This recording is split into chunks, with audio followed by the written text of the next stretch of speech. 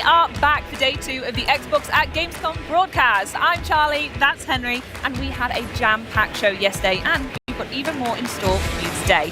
So we started off yesterday with announcing the pre-order details for the Xbox 25th anniversary collection, including that gorgeous X25 limited edition console, which, in case you missed it, at this very moment is officially open for pre-orders. So head to xbox.com to learn more. I cannot wait to add that controller to my collection, just to go along with the console itself. So I've got 2. Yeah, why not?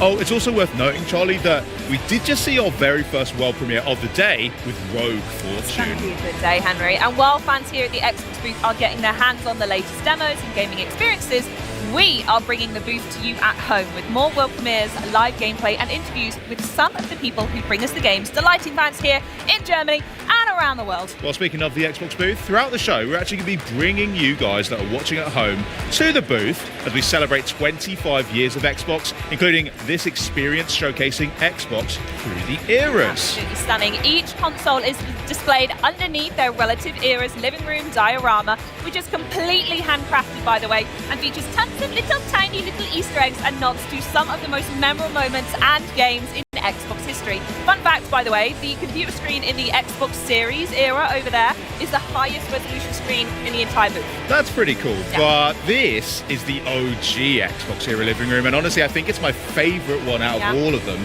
because yes, you got the big Duke at the bottom there, but up here we're, well, I'm going to call it the Dinky Duke. The Dinky Duke! Dinky Duke is so cute because it's basically the smallest, biggest controller ever. Yeah. The touchscreen devices on all of the dioramas are pretty cool though, because they mimic the UI and like the experience of turning on those consoles as well. Okay, you go. Wow. Yeah, you remember that? You remember that? I remember that in particular. And then as you're moving through, you get all these cool factoids about like the launch of the console, memorable games, and as you press through them, it lights up different things. Yeah, you can see the screen. It's rolling the like OG Bungie the intro as well, which will then go into the Halo Combat Evolved screen, which is so sick. I love the little details. They're all absolutely beautiful. But what else is really cool is at each one you get a little photo.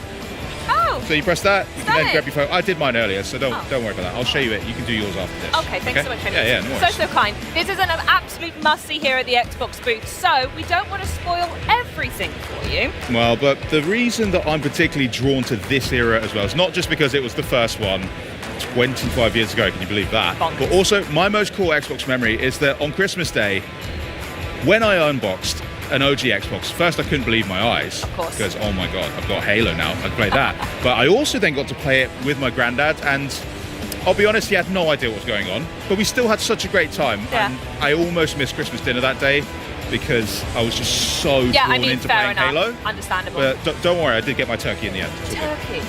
Yeah. Nah, we'll talk about that later. Love the story otherwise. I remember my OG Xbox memory for, I think it was Fable 2, I think was my favourite. That was the moment my eyes sort of opened up and I went, hey, not only do I like video games more than I thought I did, but I realised they could be so much more. We all know the gut-wrenching decision you have to make at the end of Fable 2. I would judge anyone who didn't choose the dog, by the way, spoiler alert. But it just sort of, yeah, it was at that point I went, this is in my DNA and I'm going to be glued to my Xbox for the foreseeable. Thank you very much. Well, with that in mind, why don't we keep you guys glued right here and jump into the action with a game that is already making headlines here at Gamescom. So check this out.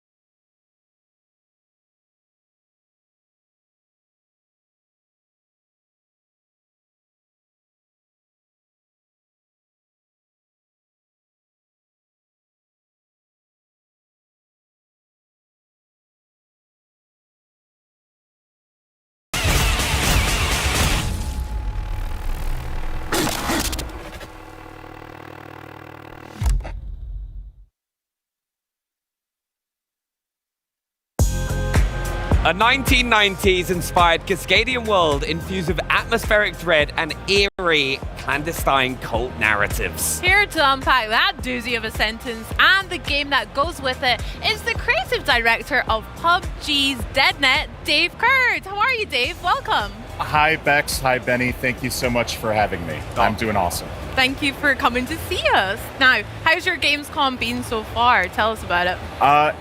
Seeing the response from the fans and going to the booth and seeing the characters we created kind of come to life with cosplayers has been a dream come true.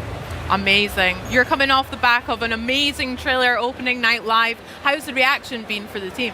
The team's losing their mind. We're obviously, there's the time difference, and I'm in Slack watching all the heart emojis, and we're all just incredibly stoked. Amazing. Love to hear that. I'm not surprised because that trailer was absolutely incredible. I've got to ask a few things about it. First of all, the blade hands. Like, what in the world are those?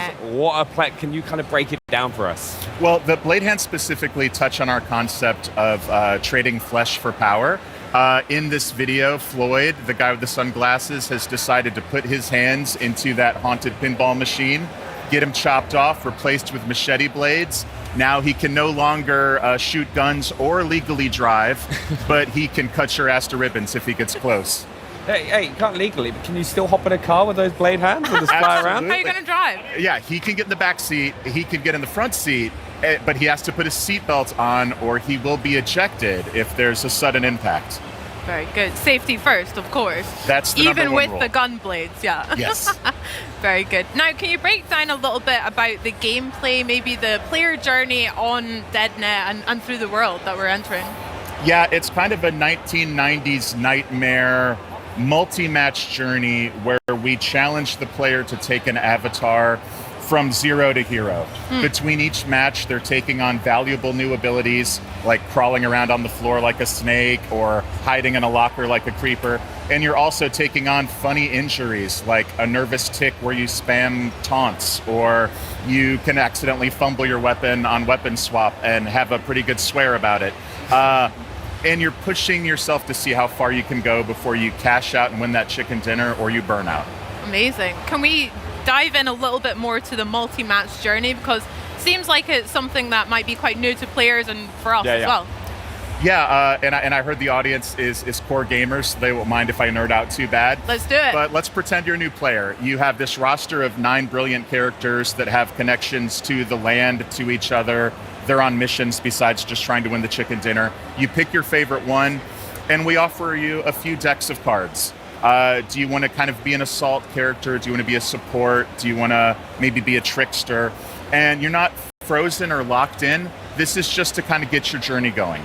You have a little bit of run health. Run health, imagine that as your career hit points.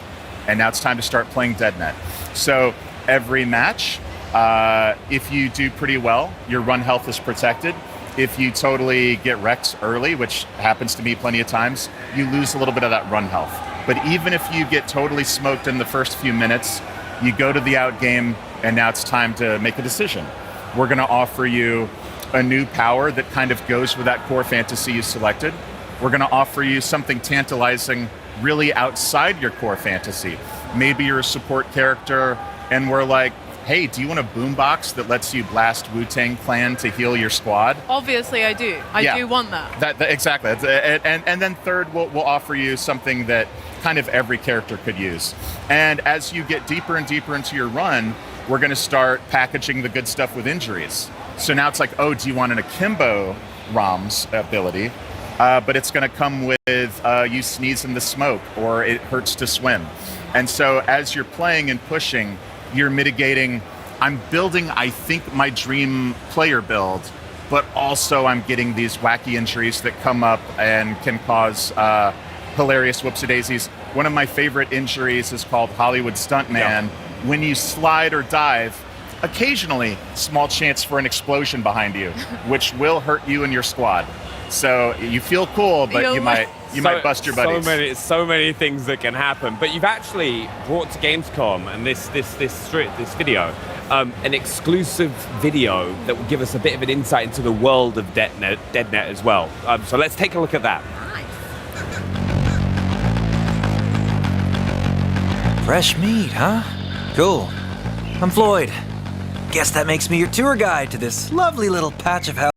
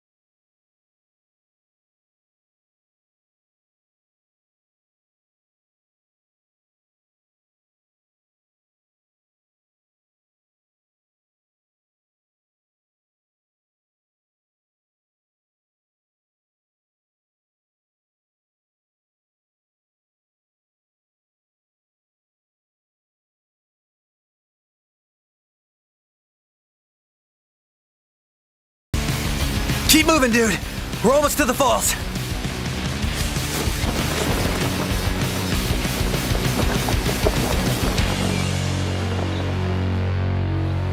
Whew! Awesome work, pal. I thought we lost you there for a second.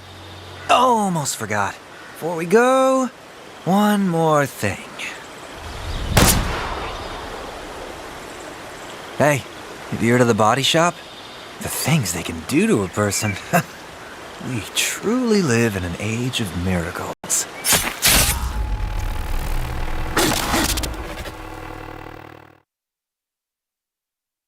Well, clearly the game has a very distinct vibe and it looks sick as heck, Dave. I love it. I'm obsessed with every little detail. Can you talk to us a little bit about the inspiration for the world of DeadNet and what you're trying to invoke from players and their feelings? Well, I kind of think the age of making something that everyone kind of likes is over. I think it's time to make games that are evocative and are love-hate. I think the fans will forgive anything but being bored. So we wanted to take a big swing with a mid-90s Pacific Northwest setting, but not just cheaply recreating the 90s, but to take the films and movies I grew up with, Twin Peaks, X-Files, Silence of the Lambs, put it through a meat grinder, add body horror, David Cronenberg stuff, and arrive at something that is distinctly DeadNet. Heck yeah, that's so sick. Yeah, it looks amazing. Like every time I see these videos, I just want to keep playing. But there's a few things you pick up as well, like the opening of the window. Like the environment that you're playing in makes a lot of tactical differences to your gameplay. Could you expand a little bit on that for us? Yeah, I mean, it's obviously with Nanite and Lumen, the world is dense and detailed and beautiful, but players care about playing games. So a good example I use is in PUBG. If you see a window, you can shoot it or you can kind of smash through it, and that's great. In our game, we have something we call action agencies. So when you encounter a window, for example, you can slowly and silently open the window. No one will hear you, but you're exposed. You can quickly slam it open, but now you've made a little bit of noise, maybe you've given away your position. You can shoot it open or crash through it, but now you're going to leave a pool of glass wherever that happened, and if anyone steps on it, it's going to make a loud noise and tip people off.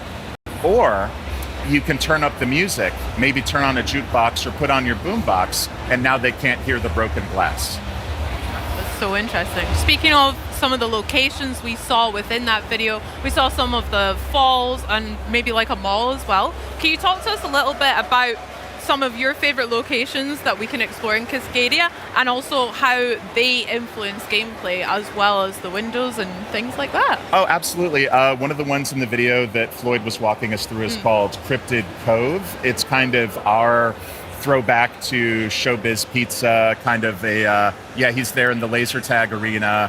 He's going into the silly hole. Classic Floyd. All the flies. What's funny about this location is it's those tubes, those kind of little kid McDonald's Land's tubes you're navigating through, which is like such an American childhood of the 90s feeling, covered in blood and guts, becomes such a fun location to try to fight over. So every time we hot drop, we're trying to win the tubes, we're trying to keep the tubes.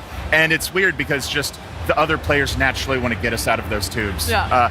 There's the Cult of the Blind Mother, very spooky, dark, Silence of the Lambs coded location where under the building, tons of nooks and crannies to hide in and take positions in. And, you know, in these games you're looting, you know, you're trying to gear up and you're trying to get strong. But one of our powers is called Creeper, which allows us to actually hide inside of the loot. You can climb inside a refrigerator. Don't try this at home, kids.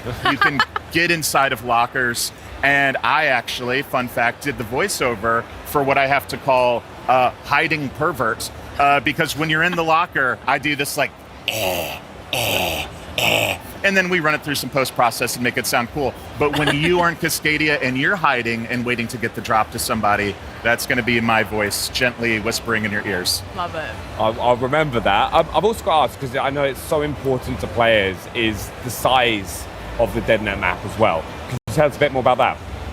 Absolutely. It is 5.5 by 5.5 kilometers of real Cascadian wilderness with mountains and jungles and beaches and plains and farms.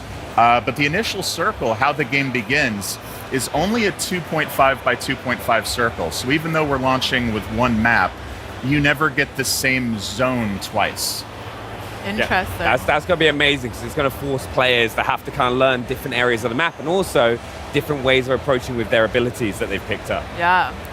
Dave, I got to ask, we've seen it a couple of times in some of the gameplay. We've got a lot of baby dolls going on. Some of them are running around. Can you tell us a wee bit more about that? Because that looks right up your street. So we have kind of beyond chasing abilities and injuries, we have this notion of weirdos. These are very strange choices you can make for that single match, including taking those hands off or becoming the large dual SM or LMG wielding pig, or in the case you just mentioned, our little sweet precious darling baby doll. She is a 2.5 foot tall chaos gremlin that can she spawns with a little tiny RC car, which drives very fast and is very cute to manipulate. She can hitch a ride on her squad mates. She can jump on your back. And most importantly, she can jump on an enemy's back and quietly hang out. And she will occasionally laugh, which can tip them off. And if the jig is up, if she has to fight, she can start drilling in the neck and stealing med kits and making you drop your stuff, which is incredibly frustrating to deal with. Yeah. God, I'll probably end up playing DeadNet so much I'll turn into a baby doll. I just live and breathe it as much as I can. Right, Dave, we've got to talk about PUBG first coming to PC, but I hear that you and the team have really engineered DeadNet to be a bit more for a game that's console first. Can you talk a little bit about that and what that means to you guys? Well, I'm an old school console guy. My first game was Singularity by Raven Software. Shout out, made console first, aimed at the Xbox.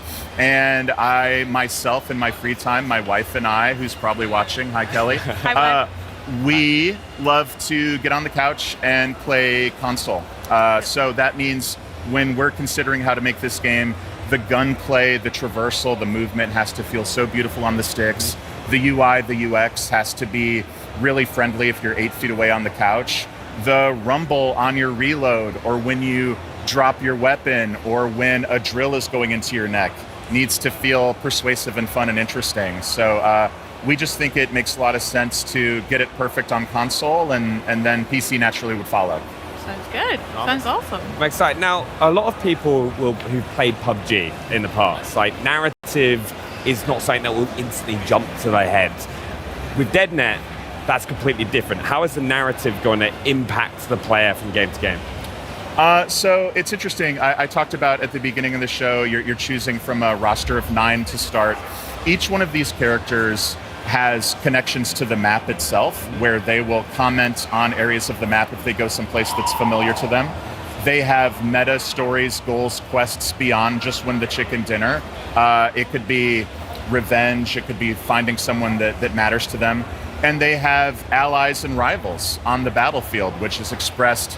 If you ping someone that's an enemy, you're going to comment on it. If you revive an ally, you're going to have this little special VO. And what's been so gratifying about our previous beta tests, shout out Discord crew, is we are having fan art where without prompting, they're creating these connections, these love triangles, and they're discovering the story as they go. So we obviously want to, PUBG is the ultimate storytelling engine, and we think DeadNet expands that by letting a story go multiple matches where win or lose, you're still on a journey of finding your perfect build, and hopefully you're falling in love with your character and their goals and their quests, and you leave the game with a big smile on your face. Love that. I can't wait to find out all the tea in Cascadia then as well. Love it. Dave, we can't let you leave without talking about your tagline, "Death is only the beginning." What does that mean? Well, it means in every game I've ever played, I always want a hot drop, and I always get my shit rocked, and I'm always so sad. And it's, you get 2, like, come on, boys, one more game. And then that second loss in a row, you're like, well, actually, I got work tomorrow. In DeadNet, death is the beginning. You can get rocked. You can be an early out. But then in that out game where we give you the pick 3, oh my God, my build came in. Finally, a Kimbo showed up. Guys, let's get one more game. Yeah. So it's okay if you lose, because in these games, one guy wins, 99 loses. In our game, your real goal is making your perfect version of a killer, whether that's a guy with a car door riot shield playing a boombox to get his team hyped up, or a guy with blade hands that crawls around like a lunatic on his stomach like a little snake. We want to celebrate player expression and choice and creativity in the world of DeadNet. I just know that one more game is going to cause me some serious problems. So I'm going to be like, oh, we got to just get this build now. We got to do it. You mentioned betas, right? Just a second ago. Yeah. Can you let people know how they can get involved themselves? We made the website super easy. It is DeadNet, DED, which stands for Dog Eat Dog. Nice. Go to DeadNet, sign up for the beta, get your asses to Cascadia, and I will see you out there in the slaughterhouse. We'll see you there too. Go do it right now. But I'm looking forward to DeadNet. It's going to be so much fun. It's been, honestly, one of my favorites from Gamescom so far as well. But thank you for coming by. Enjoy the rest of Gamescom. And thank you so much for sharing it with us. Thank you so much. It was a privilege and an honor. Have a great show, guys. Thank you. Got to get that 90s playlist from you as well at some point. Look for it on Spotify. Nice. Now, coming up for you guys, we are jumping into the driver's seat of a Hollywood stunt car as we traverse the world's deadliest petting zoo with a prehistoric twist and all the beasts that you can shake sticks at. But first, shifting gears to a jet engine with a saddle, it's time to go under the hood with Star Wars Galactic Racers.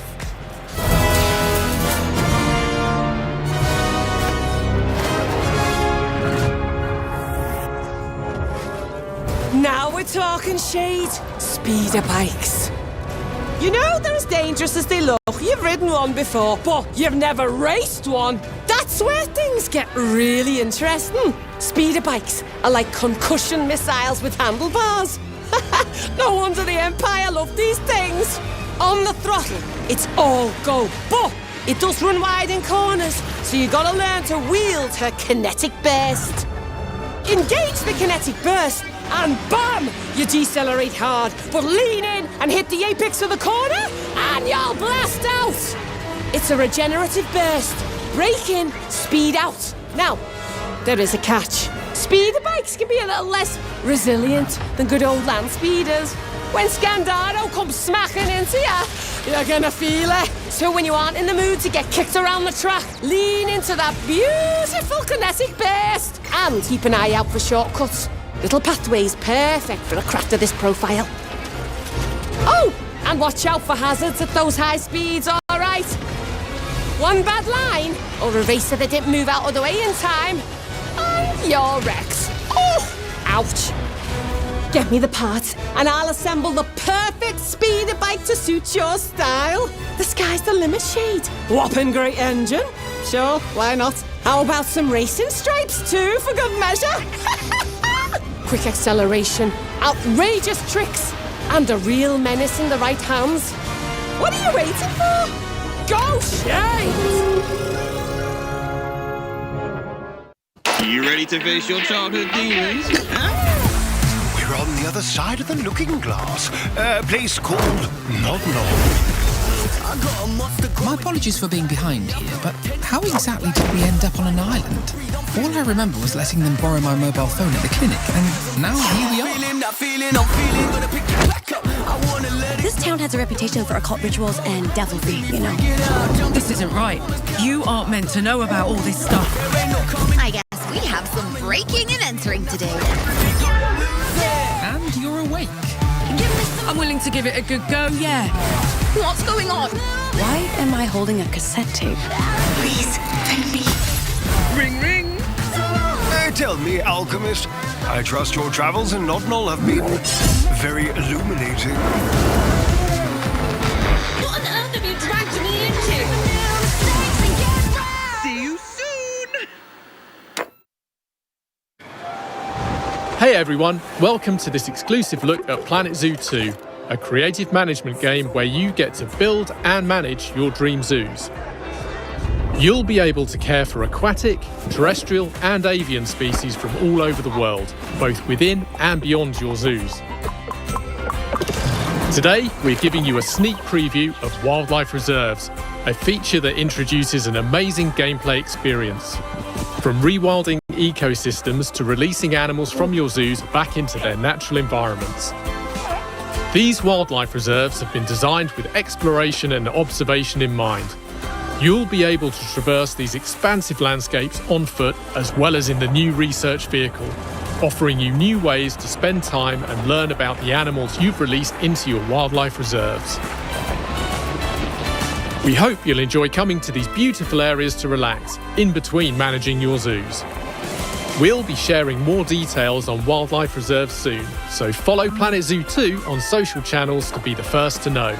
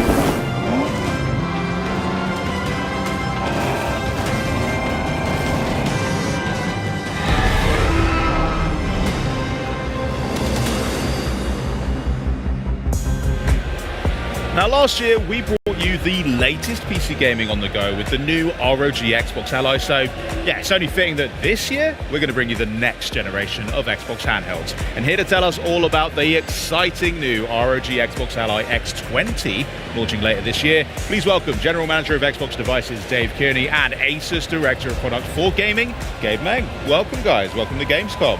Thank you, it's exciting. Thank you so much. Yeah, it's good to see you again, Gabe. Obviously last year we had a lot of fun talking Xbox Ally, but we've got something a bit different now to talk about this year, and it's sitting right between us, which is very cool. But before we get to the new device, it won't be too long since it'll have been a whole year since the Xbox Ally range of devices were released. So why don't you talk to us a little bit about how that's been received, guys? Well, it's been super exciting to see the fan reaction. We designed the original Xbox Ally to be, the way that you get that Xbox experience on the go, and you can play your games wherever you want to.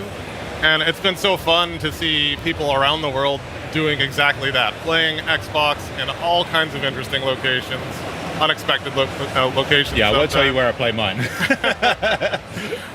We've been working together since the original product launch to just keep cranking away at making it better.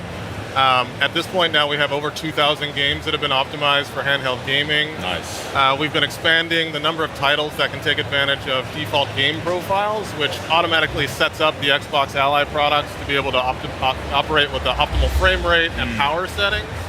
We've also been expanding advanced shader delivery, so that allows you to download your game shaders at the same time as the game itself.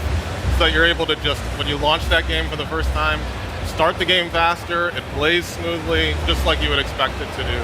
And then when you combine that with the work we've been doing with game studios, you've got the new games like Forza Horizon 6, Halo, Campaign Evolved, supporting all these features right out of the gate, so players get to just experience handheld gaming like it should be. No messing with settings, just jump right into the game as you would expect. And we're just getting started. There's more around the corner. I like to hear that. Yeah, I mean, convenience with handhelds is one of the #1 reasons why I love playing with them. So to hear that all that work is going into these devices and that it's really, truly giving that gaming anywhere you like experience is awesome to see. But 2 days ago, you guys also announced that pre-orders are now live for the newest handheld in the ROG Xbox family. So Gabe, tell us about this stunning piece of hardware right here. Absolutely. We tried to level up everything. ROG celebrates 20 years of gaming, community, and innovation this year.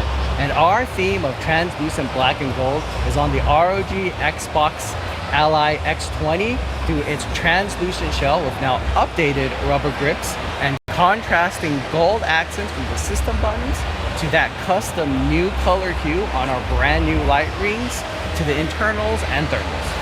Functionally, we've also updated play by introducing TMR joystick modules. This minimizes power consumption while significantly reducing joystick drift over time.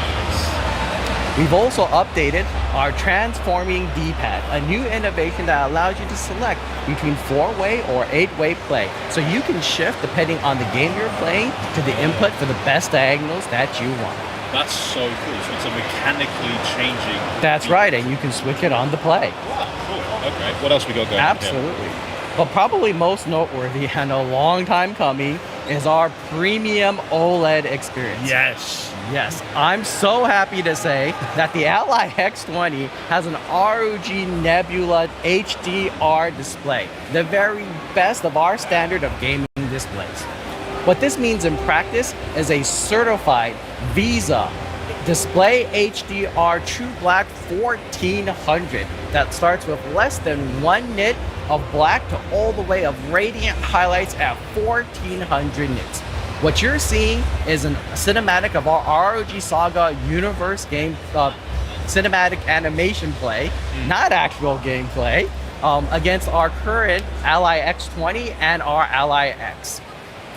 And it's definitely like a significant, even though it wasn't gameplay, it's still something you're really going to notice in terms of the depth of color, the richness of it as well. So, I mean, huge upgrade right there. Absolutely. You're going to see some of the deepest blacks against those radiant highlights. That's what true HDR is. Nice. And as a gaming certified panel, that means you're going to get variable refresh rate. So we're so happy to say that this panel has AMD FreeSync Premium Pro. That means starting at 30 instead of 48 Hz and going all the way to 120 Hz, you get adaptive sync and it's with HDR.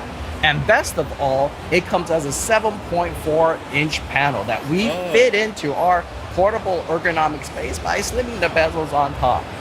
Players can also expect a suite of ROG software features intended for this OLED experience at launch. That's pretty, you know what, good job. I mean, the X was great. That's a really impressive amount of things you've managed to pack into it. I mean, larger screen, brighter colors, deeper blacks, and also I'm a sucker for translucent hardware, so you got me on board with that straight away. Obviously, like you were saying, the Ally family has been undergoing numerous software updates, firmware updates that have improved the experience for players who already own an Xbox Ally or an Xbox Ally X. Can we expect that same level of updates to land with the X20 as well? For sure. I mean, one of the things that I love about the gaming community is just the passion. And there is no shortage of feedback that we get from all the fans out there. It really gives us inspiration, and we've made it our mission across Xbox and ROG to continue to level up the experience. Some of the examples of additional things that we've been doing is we've improved the library experience, so now players can actually pin their own games and pin their own apps, so they can just easily jump into the experiences that they love.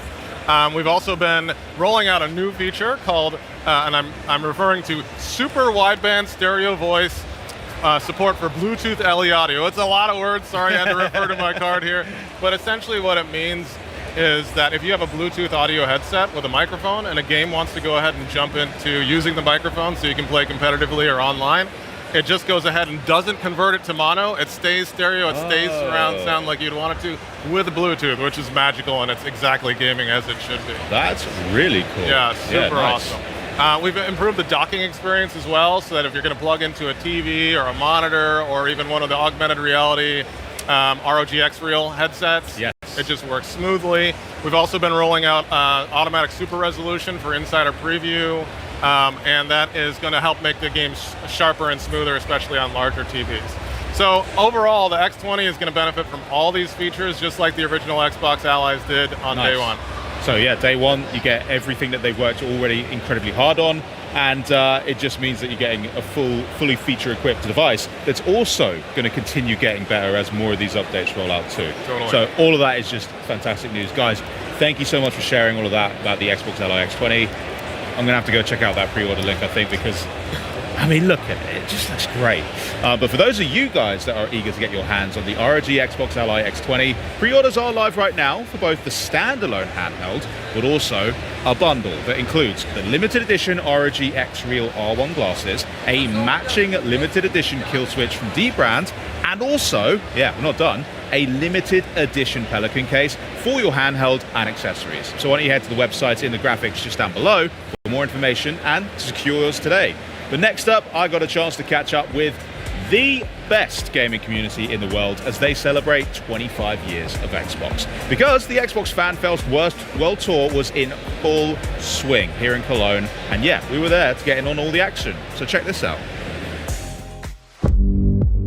FanFest at Cologne is just so special. I want to know from you, what really makes a FanFest? The energy of the fans is really what is just a highlight for me every year, getting to spend time with them. Absolutely. Connecting with people. It gives such deep purpose to what we do, the work we do, the games we make, and why gaming is such a unique social form of entertainment that connects us and lifts us all up, and the fans are the center of that.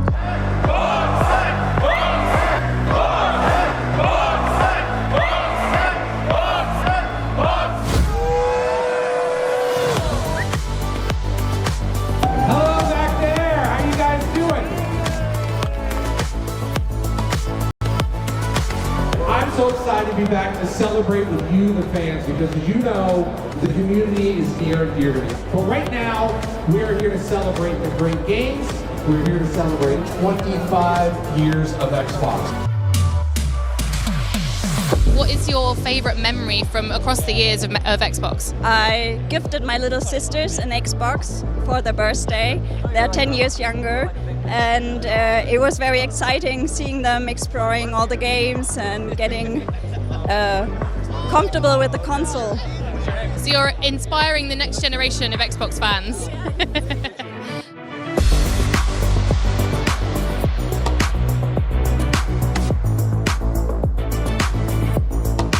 Really excited.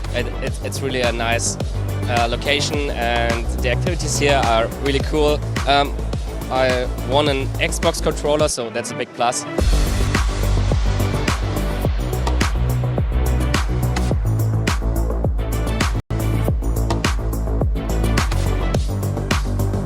I have to ask, you've been to so many throughout the years, what is your most favorite thing about FanFest? What makes it FanFest? I mean, I have to say it's in the name, FanFest, right? It's the fans. They are what power this, they are what power Xbox. So coming here and feeling that energy, It's intoxicating. Favorite thing about coming to FanFest? Actually meeting new people every day, but also meeting friends from last year and also playing all the good games, also in Game Pass. So, yeah.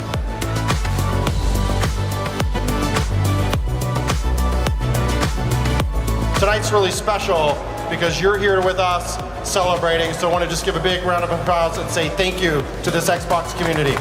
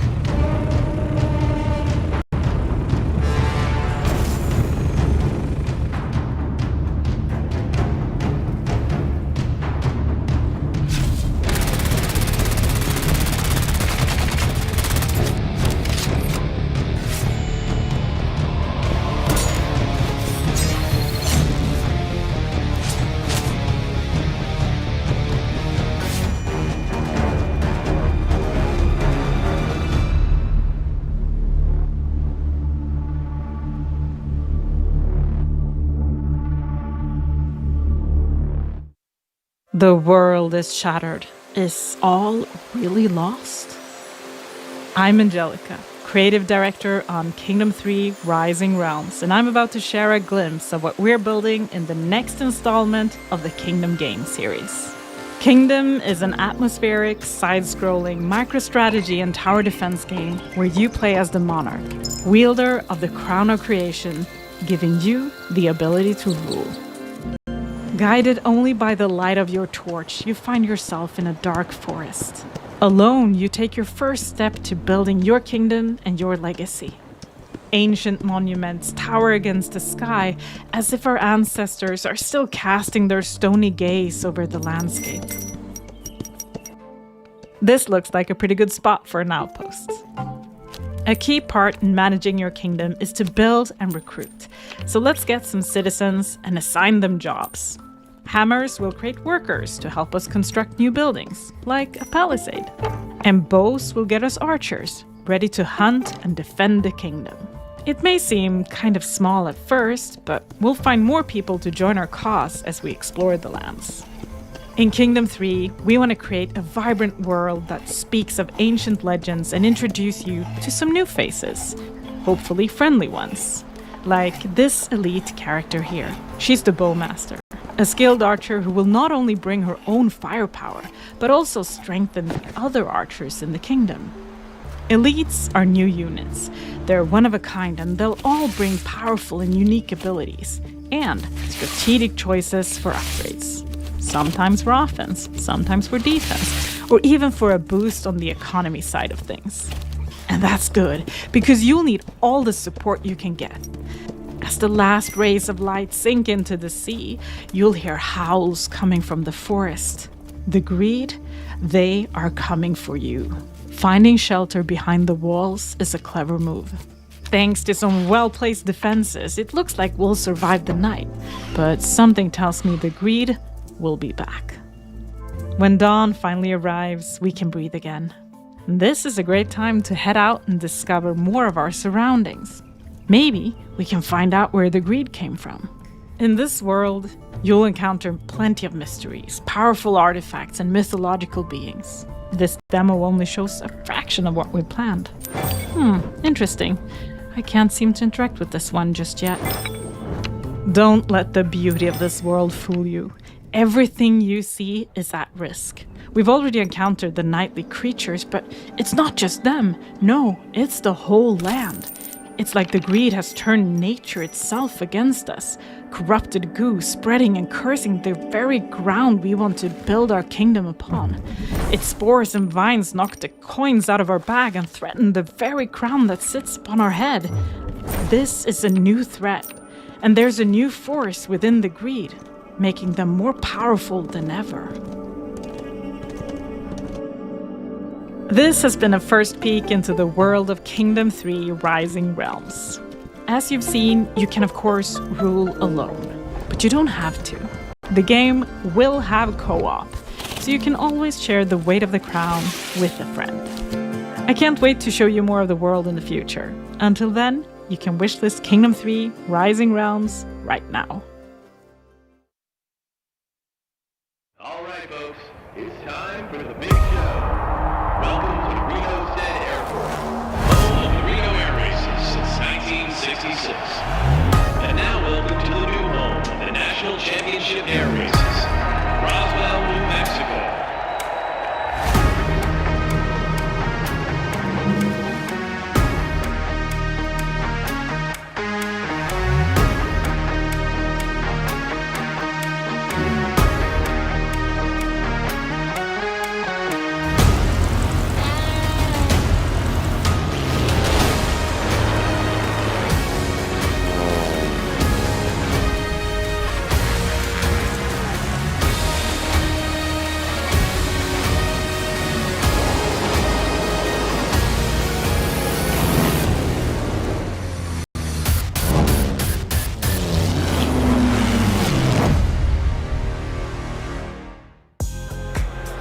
If we came to Gamescom and didn't talk about Microsoft Flight Simulator, would it even be Gamescom? No.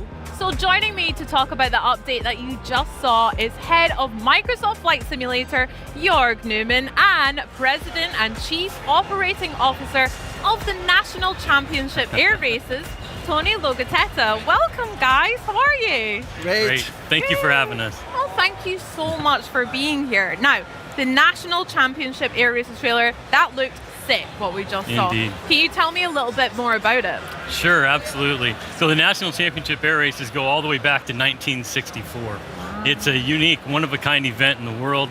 It features multi-lap, multi-aircraft racing with a variety of aircraft ranging from small aerobatic biplanes all the way up to World War II era warbirds and military training jets.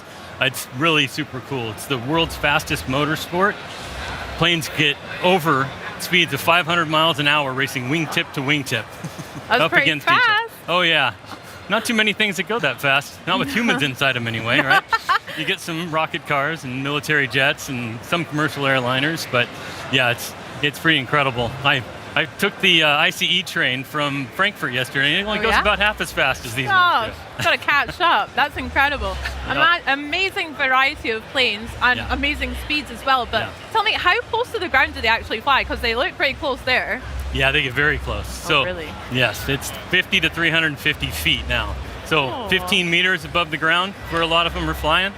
Yeah, it's That's pretty scary. Oh yeah, it's incredibly challenging, and it really takes the best pilots in the world to participate in the event. Yeah. Yeah. Wow, that's incredible. Now, would you like to? So we connected Jörg and his team with a bunch of our most experienced pilots. Yeah. And it's been so cool to watch them work and just work so hard at making this truly authentic and realistic, like bringing what's real into the flight simulator. So now we've got the old Reno racetrack, plus we have the new Roswell track. So really excited for flight sim fans to see it. I love the design of the Roswell track. That looked really cool. It's awesome. And you've spoken about some of the pilots working with the team at Flight Simulator. Jörg, how have you made the team, you and the team made such an experience feel really authentic and realistic in flight sim for like the likes of me, who maybe isn't the best pilot just yet anyway. Yeah, I mean, we couldn't obviously do it without the help of Tony and his team. So we worked with them for like 6 years now. Cool. And in Flight Sim 2020, we actually had the Reno Air Race. It's a classic race.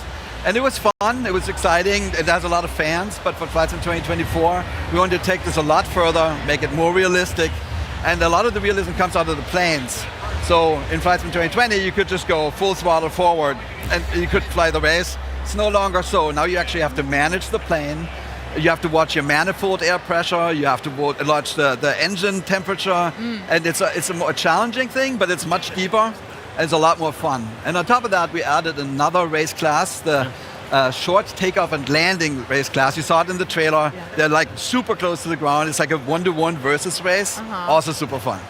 Wow, it sounds really good and really fun. Yep. I'd love to have a go, and we actually have experiences here at Gamescom, right, on the Xbox booth? Yes. Like, so it's right over there. Like, it's the first time anybody outside the team can play the National Championship Air Races. We have a leaderboard. The leaderboard is a daily leaderboard. Yesterday I was on it for like a brief moment. Oh, well done, you. Yeah, well, but no. So whoever gets the top prize gets a really cool remote control P-51. We brought 7 of those planes. They're the fastest ones in the race, 500 miles an hour. Wow. And we'll see who wins. Okay, well maybe I'll have to have a go and try and win that prize for myself afterwards. Tony, thank you so much for joining us to tell us about the National Air Race Championships and what we can look forward to in Flight Sim with that. Can you let me know when that's coming out now? Yeah, so the real live event is coming up in 3 weeks. It's September 16th to 20th in Roswell, New Mexico. Not long at all. How exciting. And we're going to start flighting it in Flight Sim, and it's releasing October 13th. Yep. Awesome. So get ready. Get ready. You better get ready. Now, Jorg, as usual, I know that's not all. Have you got something else to share with us today? Just a little. Just a little. Let's take a look. Yeah, so I'm from Germany, as you probably know, right? So let's watch the trailer first.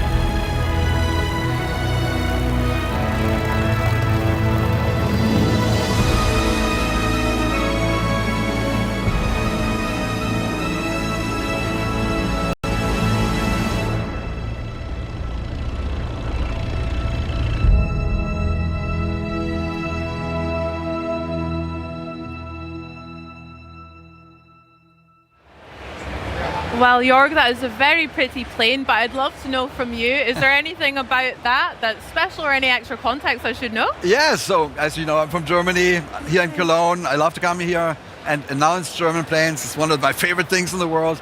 This one, it's called the Heinkel HE-70 Blitz. It was the fastest plane in its time. So in 1930, Lufthansa, which is a big German airline, they wanted a plane to connect Hamburg, Berlin, Frankfurt and Cologne. Wow. And so this was the fastest plane at the time. It broke 8 of the world's speed records and has a special design. I don't know if you saw it, it was very innovative. So it had a retractable undercarriage. It was the first time that any airliner did that.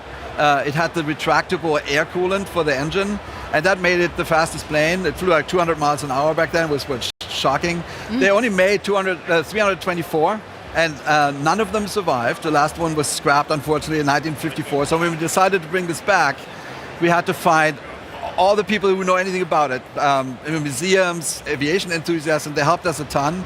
And it took many years to do this, and I think the end result is fantastic, and everybody's super happy, and I can't wait for everybody to play it. It launches today, as a matter of fact, right now. That's a little celebration. Oh my gosh, well, I can't wait to check out as well. Great context with the history and something a bit personal for you as well. That was lovely, Jorg.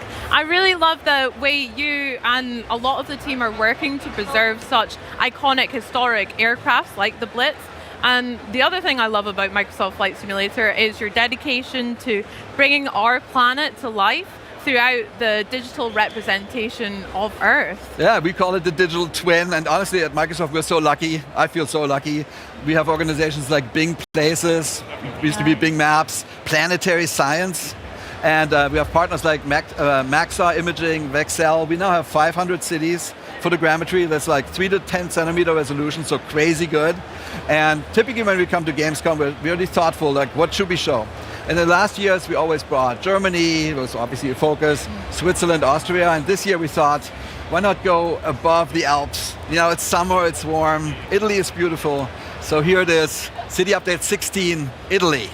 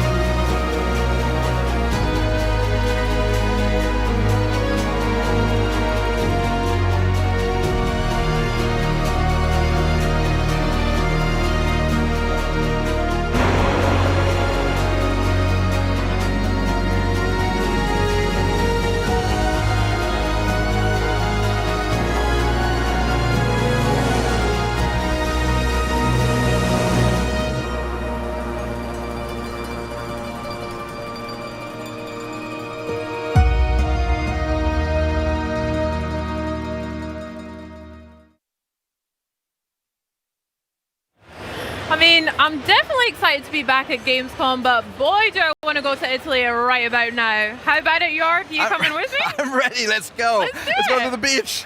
No, I'm seriously. I've been to northern Italy. I love Italy. I've been to northern Italy, like Bolzano, which we call Bozen, the Dolomites. But I've never been to San Marino. I've never been to Sardinia, Sicily. I'm super excited that people can go explore these places now. And this is also launching right now. And 2020 and 2024. Wow, how exciting both. We can go and explore. Amazing. Now, Jorg, that's a lot of aviation already, but you said you had maybe another announcement for us? Yes, and this one is personal. So like, for a few years now, we've tried to find a partnership with Lufthansa, which is the German flag carrier airline. And after all these years, I'm so happy to announce that we now have a relationship with Lufthansa. We're bringing the livery to the sim. And what's really perfect about this, Lufthansa is celebrating its 100th anniversary this year. They made a special livery on some of their fleet, the 100-year anniversary livery, and we're bringing that also to Flight Sim. Makes me so happy, I can't tell you. Amazing, congratulations. Thanks. Aww. Now, would you like to take a look at that? Would you like to show us maybe? Yes, we have a little quick trailer. Let's do it.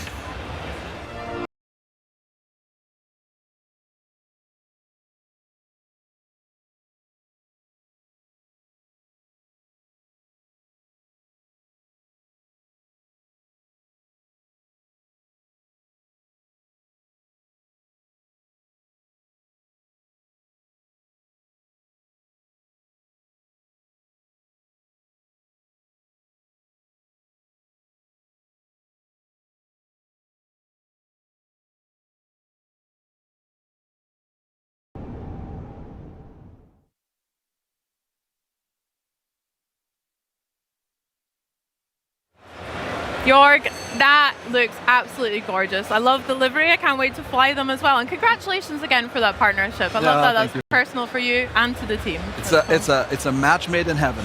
Oh, fantastic. Love to hear it. Now, Jorg, before we let you go, I have a little challenge for you. Okay. You are head of Microsoft Flight Simulator, so I would like to hear how many planes you can name in 30 seconds. Are you up for it? Okay. Okay, Planes? let's get that timer starting. And now. All right. Cessna 170, 172, 175, 180, 182, 185, 190, 195, 206, 207, Boeing 707, Boeing 717, 27, 37, 47, 57, 67, 77, 87, Airbus 220, 220, 319, 320, 321, 330, 340, 350, 380, and then X1, 2, 3, 4, 5, 6, 7, 8, 9, 10, 11, 12, 13, 14, 15, 16, 17, 18, 19, 20. Enough.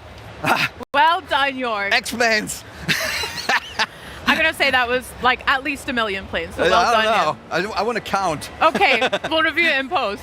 Jorg, it's always a pleasure. Thank you so much for bringing so much for us to enjoy and joining us into this excursion into the world of aviation. Thank you so much. It's great to see you. Great to see you. Have a great Gamescom. But for you guys here, these 4 days in August, Cologne is the epicenter of gaming with all the latest news and titles, including these next 4 games set to make their debut on an Xbox, PC, or a handheld near you, and some could be dropping a little sooner than you think.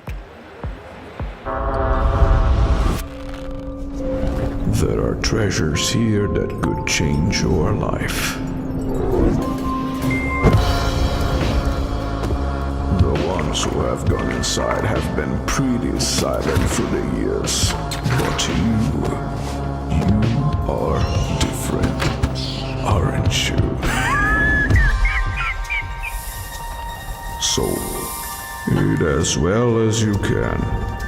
After all, you never know which meal will be your last.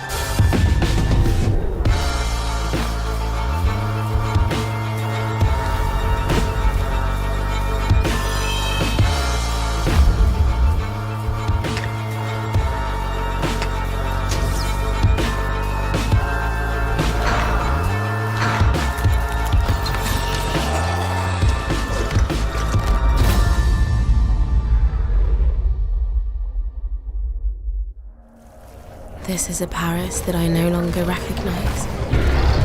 Every darkened corner is a tombstone, a reminder.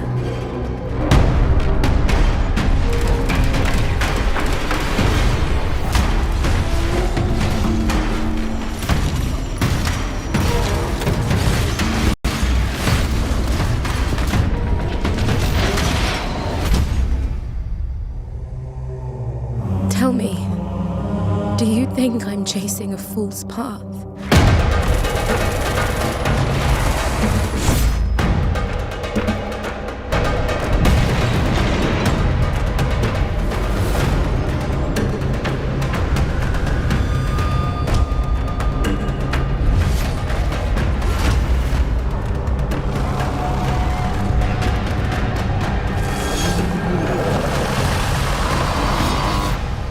Armitage. Wishlist now.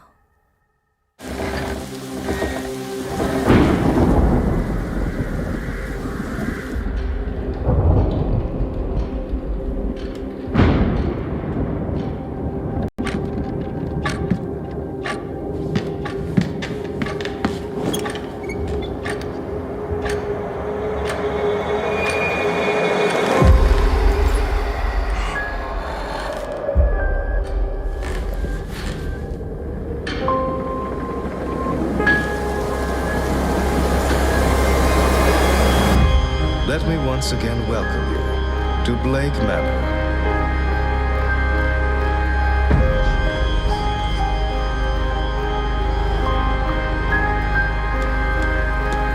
Tomorrow night, when the veil is thinnest, we will speak directly with one of the dead. Why did you let it happen? Well then, Mr. Ward, welcome to the Grand Seance. I hope whatever you are looking for, you find it here. Hey survivors. The heart of Daisy Badlands is Nasdara, a 267 km² arid borderland layered with proud regional history, geopolitical intrigue, and countless stories waiting to be told. Most importantly, your story. But instead of being just survivors stranded on the coast, we now expect you to become nomads, mercenaries, and local to know the lay of the land. In short, you are expected to be more experienced, hardened, and shrewd. However, our motto, "This is your story," is still very much in effect. That means we still expect you to approach it in your own way and pace. You will lead your own story, by dying a lot. At first, this might happen because of prolonged exposure to the sun or extreme dehydration, since standing water is scarce in Nasdara. But you know what you are doing. You will search for regional clothing with low insulation, keep yourself in the shade, and maybe even team up with another player to restore a broken down well so you can share the water. And then they can betray you. Let's say you have the basics of survival figured out. You found some decent gear, interesting food and drinks to keep you going, a friendly companion to travel with, and motorcycles that can take you farther than you've ever gone before. Anyhow, at this point you will want to upgrade to better gear and find stronger protection. You'll have multiple points of interest to choose from, like these examples.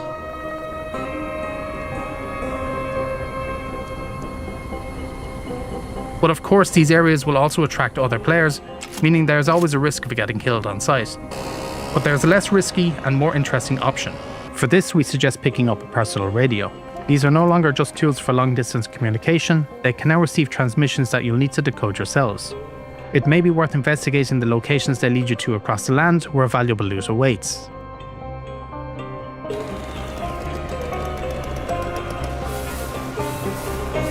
We won't leave you high and dry, as you'll find resources to help you decode the messages. So, now that you have all the loot you need and more, how do you store it safely? You will be able to rebuild and barricade some of the houses found throughout Nasdara. Whether it is a single room or an entire building, there will be plenty of options to choose from, as long as you can gather the necessary materials for your reconstruction project. And most importantly, shelter is a necessity when it comes to keeping you and your squad safe, especially during a certain event, when all you can do is hunker down, wait it out, and hope it passes. Of course, these are only a few possible lives. As always, this is your story, and we can't wait to see them all.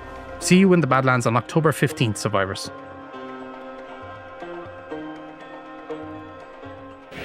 November 15th, 2001. A new console, a green logo. It was called the Xbox. And it's now been 25 years, so hey, let's celebrate. And there's no better way than with new accessories and a lot of green. And I'm here with Scott Weber, Senior Hardware PM Lead Design for Xbox. And Scott, tell us a little bit about all this amazing collection. Yeah, we've got a lot of really cool stuff here. So we worked with all of our hardware partners that designed for Xbox to put a collection of products together inspired by 25 years of Xbox. Translucent green, we've gone from audio, keyboard, and mouse, all the way down to a blind box mobile controller there from Backbone with 3 colorways inspired by the original consoles. And the you'll see the little halo in there, maybe a blue for the Japan exclusive. Very cool. That's right, they're so sick. And like you said, you've got a good spread for all kinds of gaming experiences. I mean, players love using a black Razer mouse. That's a pretty classic. Sure. But I see we've gone for a splash of green here. So green is the new black. Tell us a bit about the Basilisk. Absolutely. I mean, the highest quality stuff you can get, amazing polling rate, everything you'd expect from Razer. 75% size keyboard is also really cool, very popular right now. People are liking a little bit more tight and compact for their gaming setup, so super excited about these. These are super sick. And you've even got, I think, your own Xbox key on it as well if you wanted to swap it out. That's right, yeah, you can pop that and the game bar comes right up. It's a really nice feature, so when you're gaming, that's specifically bound to that. And you can, have all your socials right there, chat with all your friends, whatever else you need to do, manage your captures. Hell yeah, I do a lot of capture. I'm not saying the gameplay's good, but I'm capturing at least. Perfect, yeah. We've also got some hammerheads as well, again in that same kind of translucent green, which is really sick. What's the deal with the hyperspeed hammerheads? These are so cool, right? So for a long time, we'd had requests for earbuds for console, right? And we never had the ability to do these. Now in this translucent green, this is actually something that connects directly to your console. So you still want to use these for on the go, you want to use them on your PC, that's great. But you can connect these directly to your console and get, latency-free 2.4 gigahertz sound Nice. Perfect. So it uses Xbox Wireless Protocol? Yes. Oh, Yep. that's cool. Very cool. It's just a little love dongle that plugs into the back, and you're good to go. Really nice. And then what about when it's time to charge your controller? Because, I mean, I'm hoping to pick up one of the new Xbox 25th anniversary controllers. Can I charge that thing up with anything nice? Yes, that 8-bit DOE charger right there is so cool. It perfectly matches the design, right? Yeah. So we've worked with them, worked with our team, industrial design team, to make sure that we have sort of a seamless experience that goes all the way through. It's the perfect way to display your very special controller, which we know is already a hot ticket item. So sick. We were speaking to Carl Ledbetter yesterday about the design of the X25 console and how much went into getting the right kind of the green. Yes. Is it the same process for the charging stand as well? Yes, absolutely. We work Wow. very closely with Carl's team to ensure that whatever's done from a first-party standpoint, our third parties are able to take advantage of the same thing. So it's a whole process of color matching and back and forth samples being sent, and Carl's always been a wonderful support in that. I love that team collaboration. Yeah. And then in terms of, if I wanted to bundle all these together, maybe to take them home with me right now, is there anything else that's pretty handy for that? Power sling bag Oh, hey. right here. Not only is this great for just stuffing whatever in, but it's actually a perfect fit for the Ally as well. So sick. Ally is right behind us. That fits in there perfectly. There's room for a controller up here too. So it's just kind of a handy thing. If you were at FanFest last night, you might have walked away with one. So we're yeah, that's excited true. for everybody to get their hands on this. Well, while you're just packing this all away for me in one of those so I can go home with that, thank you so much. But course. we're actually going to head over now to Charlie with the latest on the next installment of the Dragon's Dogma franchise. The Dragon's Dogma community has been eagerly awaiting the newest expansion, Dragon's Dogma 2 Dark Arisen, since it was announced earlier this summer. Well, get ready, because it's time to check out the latest gameplay right from our stage. Joining me now, Dragon's Dogma 2 Dark Arisen producer Yoshiaki Hirabayashi and director Kento Kinoshita, along with interpreter Patrick Shields. Welcome to Gamescom, everyone. Yeah, thank you so much. Thank you so much for joining us. So, what I want to ask first, we're going to dive straight into the demo, and we're going to be focusing on this fallen dragon encounter we see here. So, why was this quest considered the one you wanted to show off, and why is it the best way to showcase what players can experience in this new region? 今回遊んでもらう利害の竜のクエストはなぜデモ版に入れたくて入れたんですか？どんなような体験をユーザーに提供したかったんでしょうか？はい、今回ドラゴンズドグマ2ダークアリズンのノルガンの冒険においてプレイヤーが初めて出会う脅威のエネミーなので、それを体験していただきたくてこのシーンに切り出しています。The Fallen Dragon is the first really powerful enemy that you're going to encounter in the new IC region of Norgin, so I just wanted to get straight to the point and let anyone who's trying out this demo discover just how tough it is. Love that. Let's dive right in. And I want to pick up on the setting as we're going into the game as well. So you mentioned this like snow blanketed area as well. So when we see these mountains and this landscape that you've generated, what did the team want to create with this new region, and what impression did you want to make on players for the very first time? I mean, look at that. このように美しく雪に包まれた雪の国ですけど、プレイヤーにどういう印象を与えたくて、どういうコンセプトがあってこのモチーフの地域にしたのでしょうか？はい、本編とは違う新しい体験を皆さんに楽しんでいただきたくて、こういった本編にはなかった雪に包まれた大地で遊んでもらいたいと思って、そこをコンセプトにしました。The concept was really something completely different from the base Dragon's Dogma 2 game.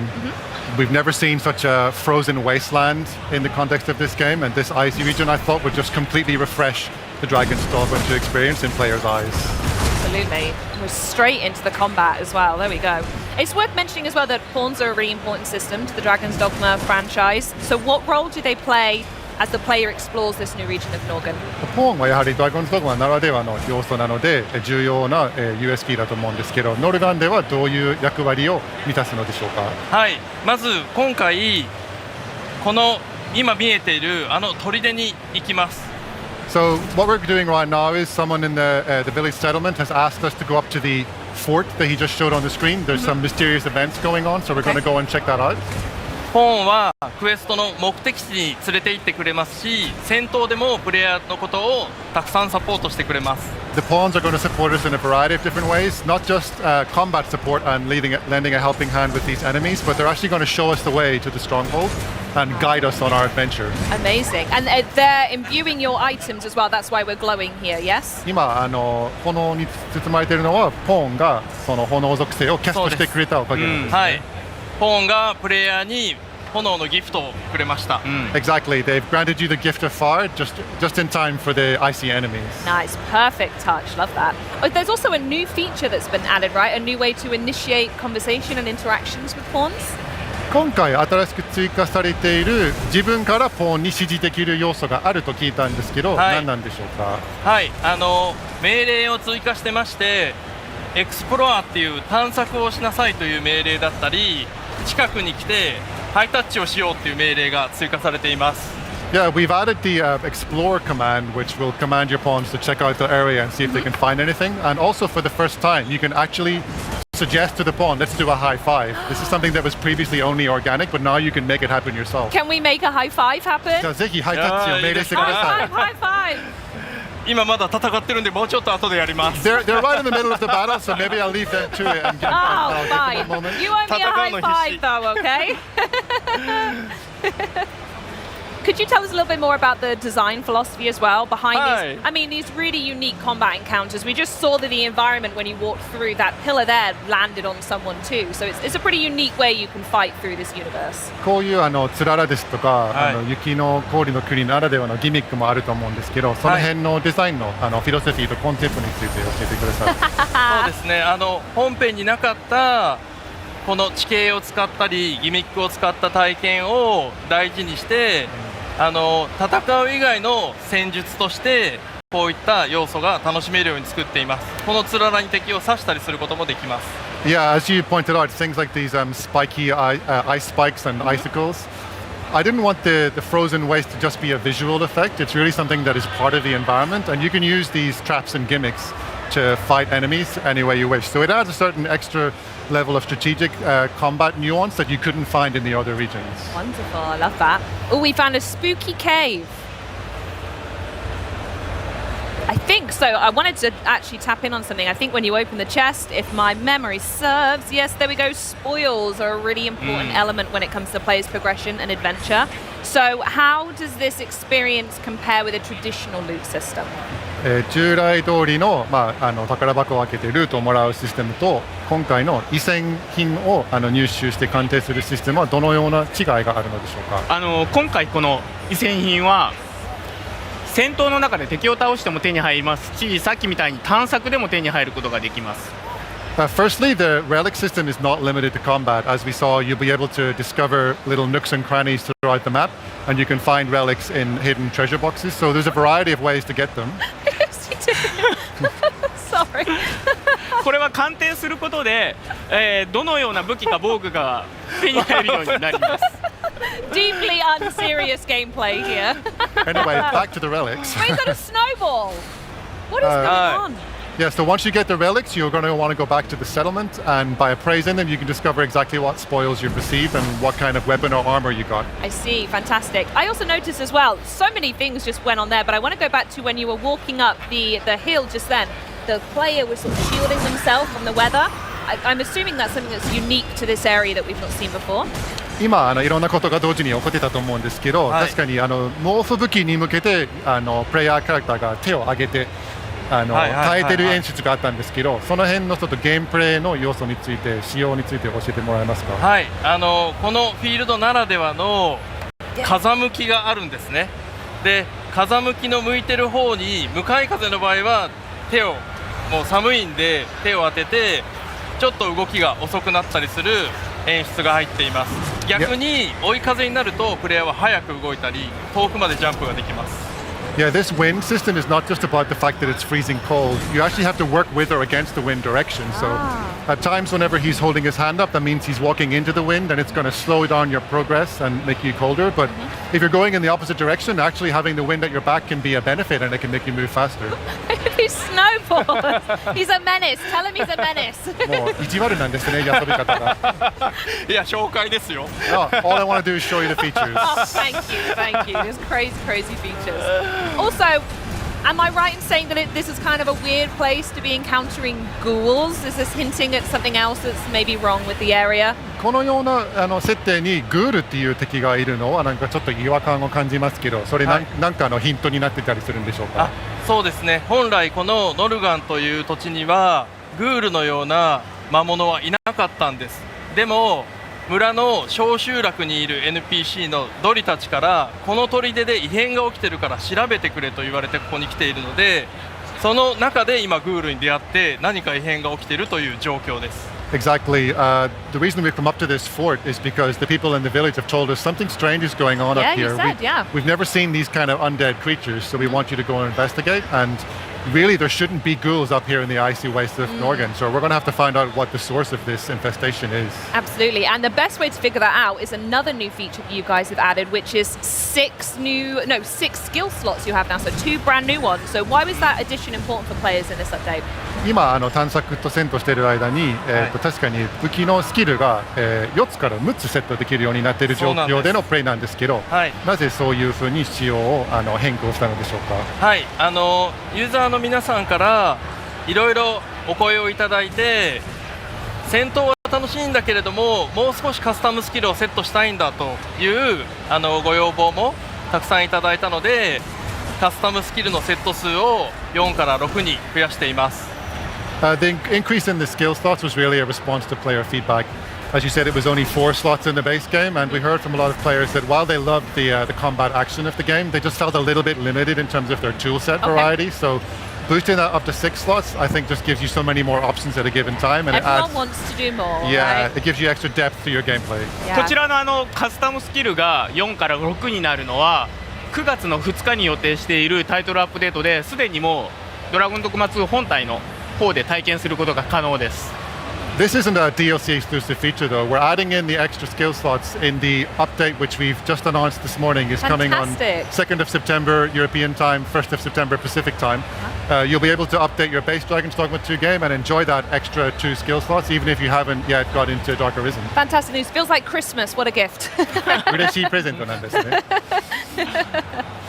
I'm wondering, do you have any favorite class types to fight as, or anyone that you guys tend to roll with immediately?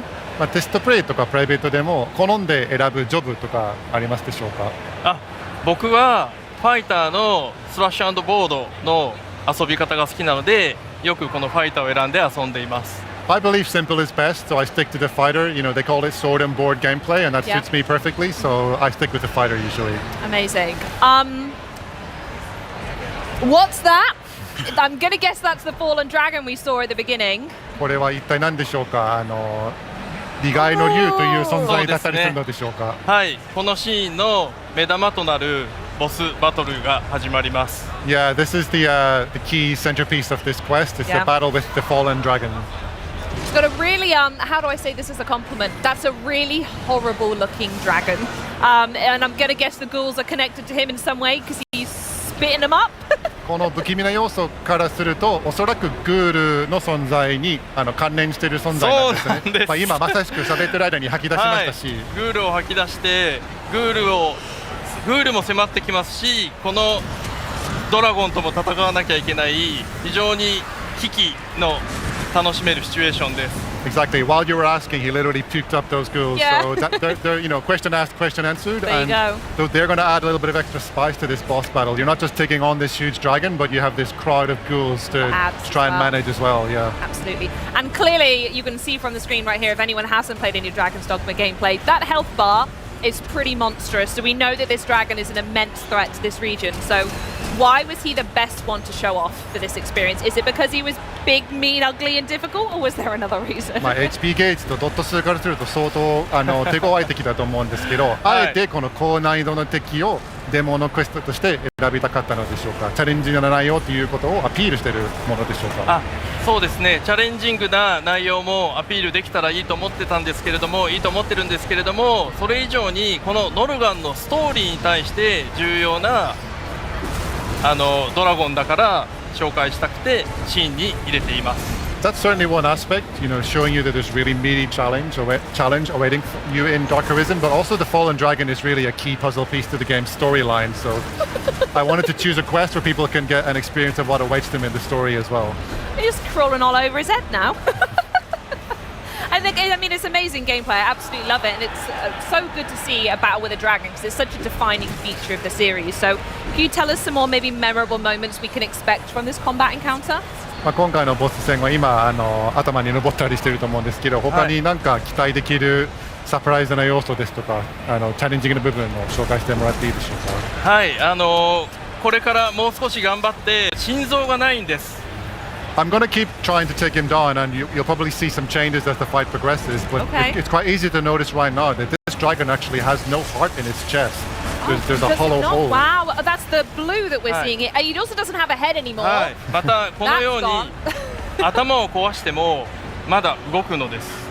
He may have lost his head, but he's gonna not just die instantly. So don't worry, the battle isn't over. The health bar's going isn't a sign of good things. There's actually more work HP ゲー to ジが効 do. いたのはもう終わってるっていうわけではないんです。そうなんです。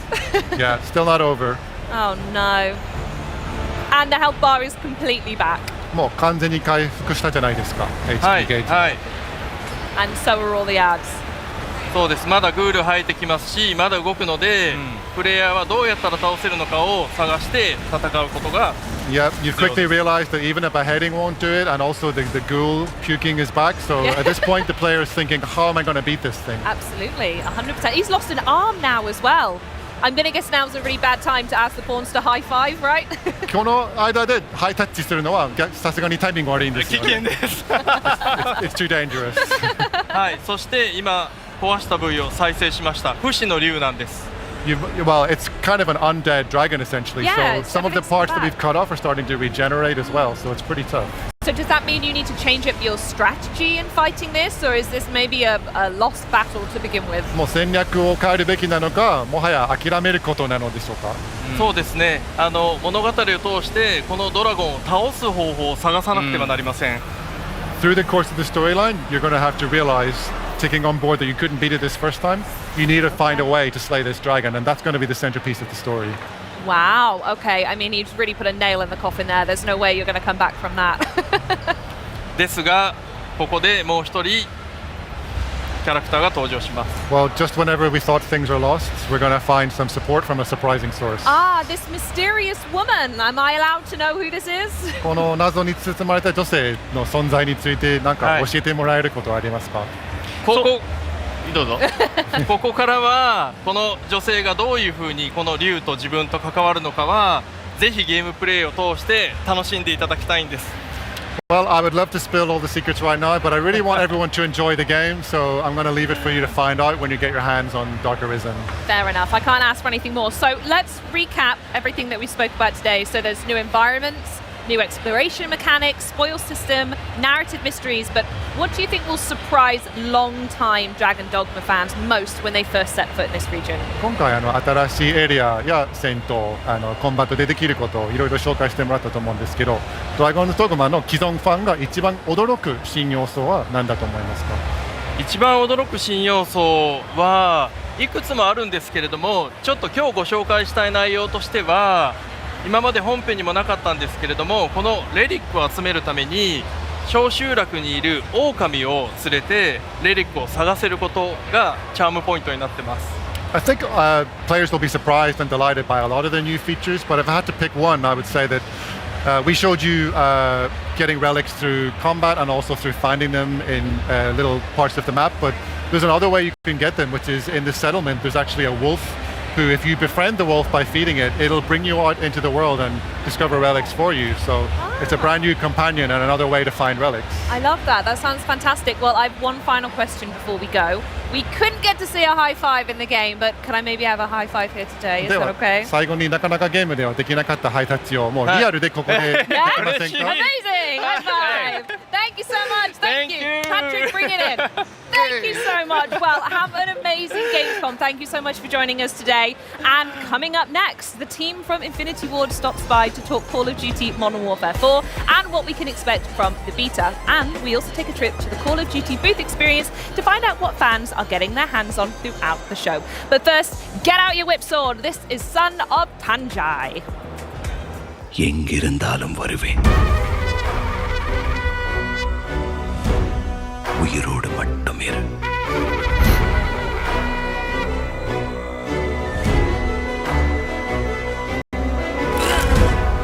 தப்பான இடத்துக்கு வந்துட்ட தம்பி.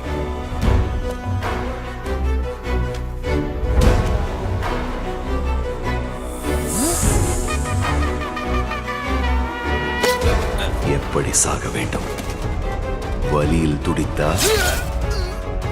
വലിയില്ലാമല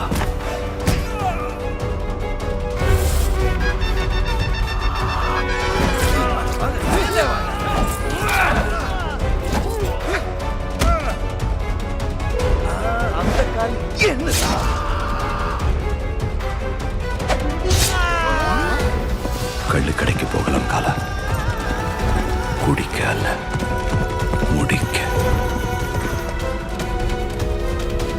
കടവുച്ചോ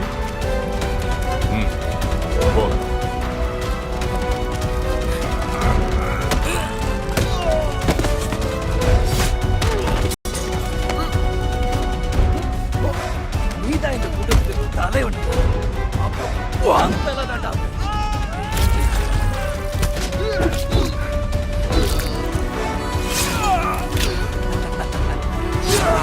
பார்த்தாலே ஒரு காட்சி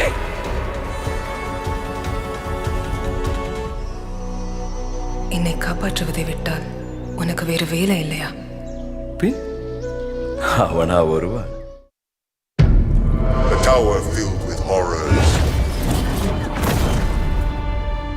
built by memory. Heroes are dead. Echoes remain. You are what you carry, and what you leave behind.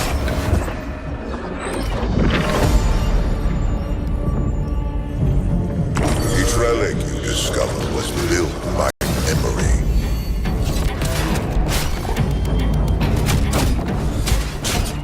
Some of them are eternal.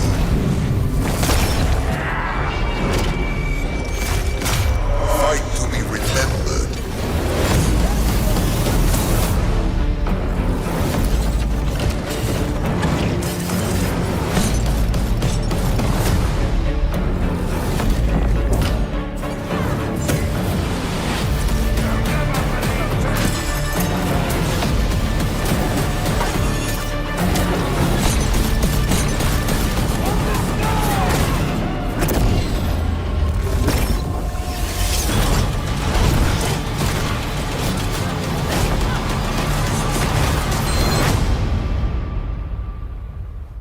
Hi, I'm Min from Bonfire Studios. We're super excited to announce that Archeron is coming to consoles. We've been playtesting as a team for years. We've expanded it into PC, and now we're bringing our playtesting to Xbox. I'm here with Jeremy and Elliot, and we're going to talk to you about how much we love our game and why it's fun and different. So how would you describe Archeron to a friend? I would describe it as like an isometric, ability-based, competitive PvP game. Bang. Use that one. There's more, right? Yeah. But if you just kind of get to the core of it, that's how I would describe it. To someone who's never played the game before, how would we describe our combat? Yeah, I would say the first thing is if you look at a screenshot or you watch a couple of videos of Archeron, you would guess how it plays, but you'd probably be wrong.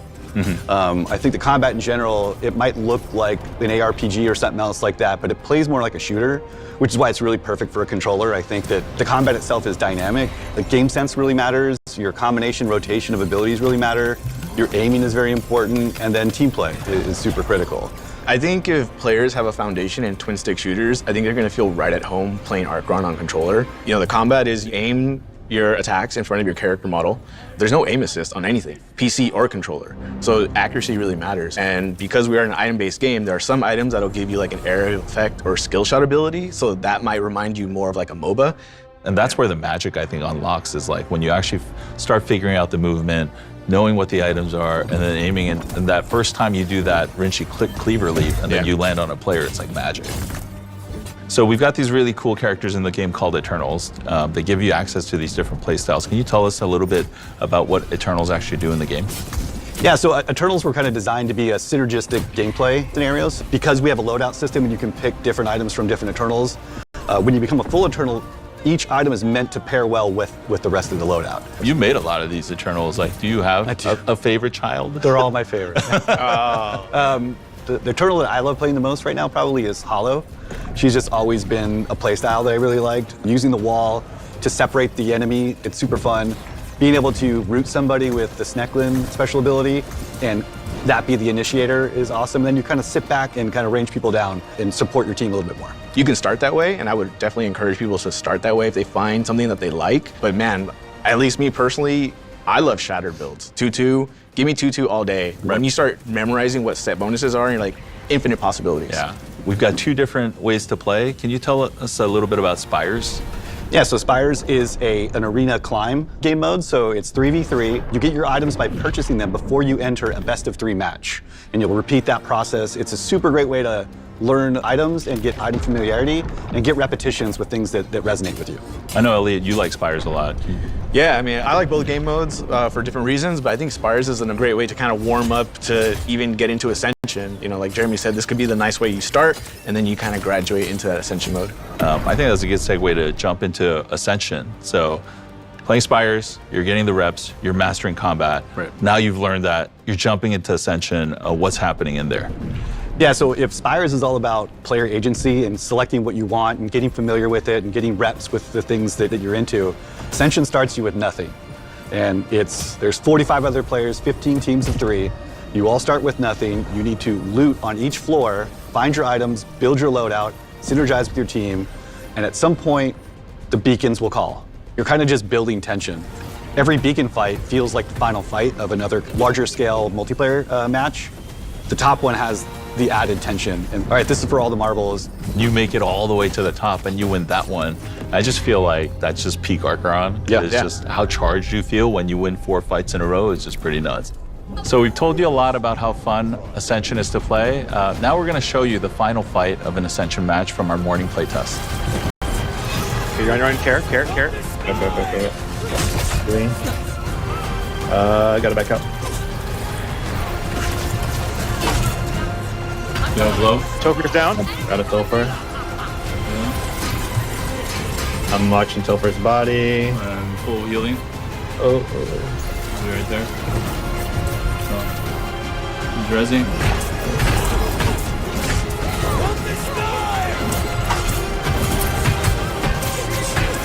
Backing up. Healing. Oh, I got no heals.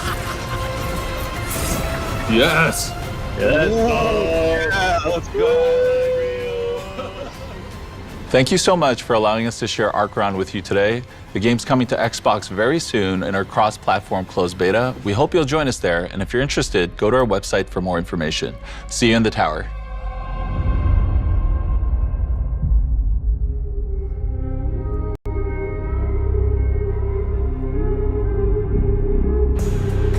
Welcome to the Call of Duty Modern Warfare 4 booth, where we've got 24 demo stations where players are getting the chance to go experience some thrilling 6v6 multiplayer matches.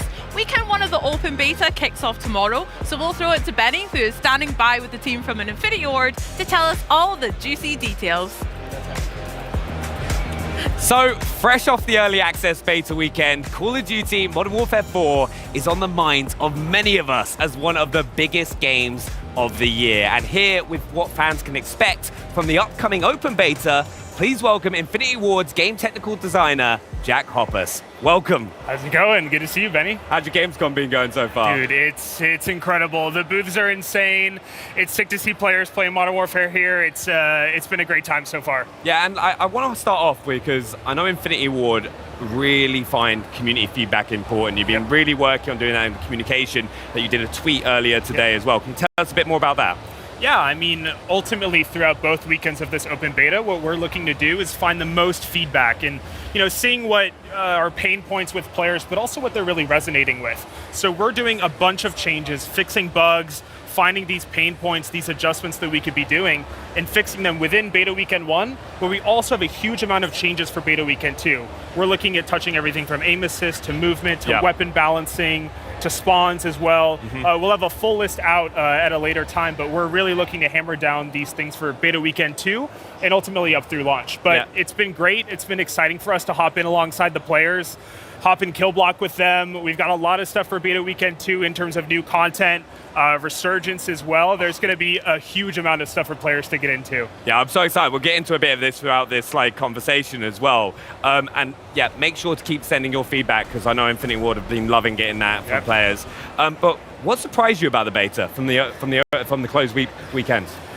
I mean, a lot of stuff, right? We got a lot of great feedback. I think what surprised us was, so we were doing COD Next, right? Yep. We were about to get on stage at COD Next, and I hear in my ear, they're like, the first nuke has been achieved. Like, I know. They already got nuke in the beta. Cammy got it. Yeah. And I was like, it's so sick. I saw the clip. It was incredible. Also seeing players really hop into the mobility course has been super sick. You know, we tried out a lot of different routes internally at the studio. We really hammered down on the mobility course as a way to test our new movement changes. And, you know, devs were staying up late. They were screen recording their screens and, you know, going back frame through frame on how they could best optimize it. And we thought we had a pretty good time, a pretty good route. And when the beta launched, we saw some of the routes that these players were taking and competing with each other.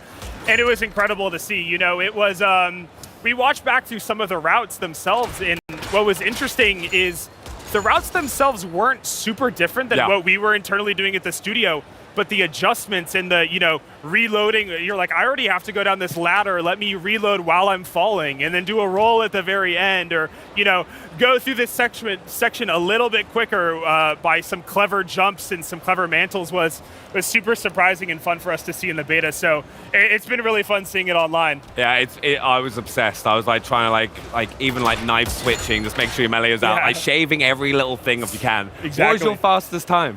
Oof. I feel like throwing you under a bus. I was like, fastest time. I think we got in the low 40 seconds, I want to say, but we've been seeing sometimes online that it's you know, we're like, how are you doing that? It's insane. Now, we've obviously got the open beta just around the corner. Yep. What can fans expect from that? What new features and modes are players going to get? A lot. So you're going to be able to play Resurgence for the first time in the beta. So it's been great. You'll be able to play our new Resurgence map, Zodiac. Yep. This is something that we have designed in partnership with Beanox, and we've been playtesting a bunch. We're super excited to get a bunch of early Warzone Resurgence feedback. We've been having a great time on this. Oh yeah, you see that? This execution out of the sky. No more shooting people with pistols. It looks rad, right? There's so many cool POIs on this map. We're super excited.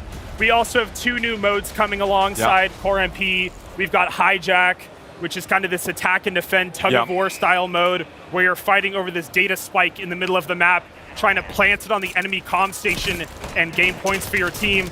We're super stoked with this. We built it with a competitive focus in mind.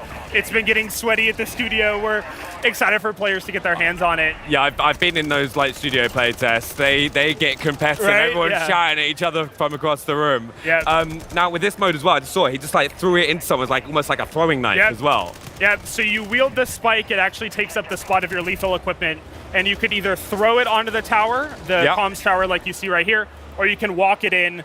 And if you're really in a pinch and you just need to get someone right away, you can throw it as a lethal, almost like a throwing knife, and bonk it off of them.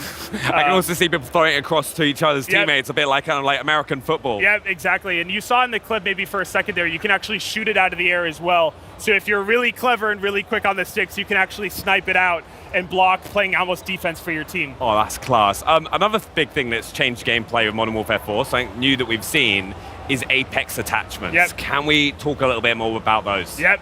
So Apex attachments are the final unlock in your weapon progression journey, and these completely change the way that the gun plays. So here you can see for the ISO, it's got these laser-tipped, or like kind of these RFID chips inside of the ammo that once you shoot a target, you can locate them through walls. Here you see the harpoon for one of our marksman rifles. You can see, what do we got here? It's the M4 Hurricane, right? Is that the M4? It looks like it. Yeah, look at that. Yeah. So we've got a bunch of, this is amazing when you like kind of like... These are insane. These are the throwing knives on the side of the Oris. So if you're in a pinch or you're in these kind of close quarters combat, you can use these as a quick maneuver. For the PPSH, we've got a bunch of really sick Apex attachments to show off. And you want to know a little hack? Yeah, I'll show you a little hack. I always love hacks. Also, these are sick.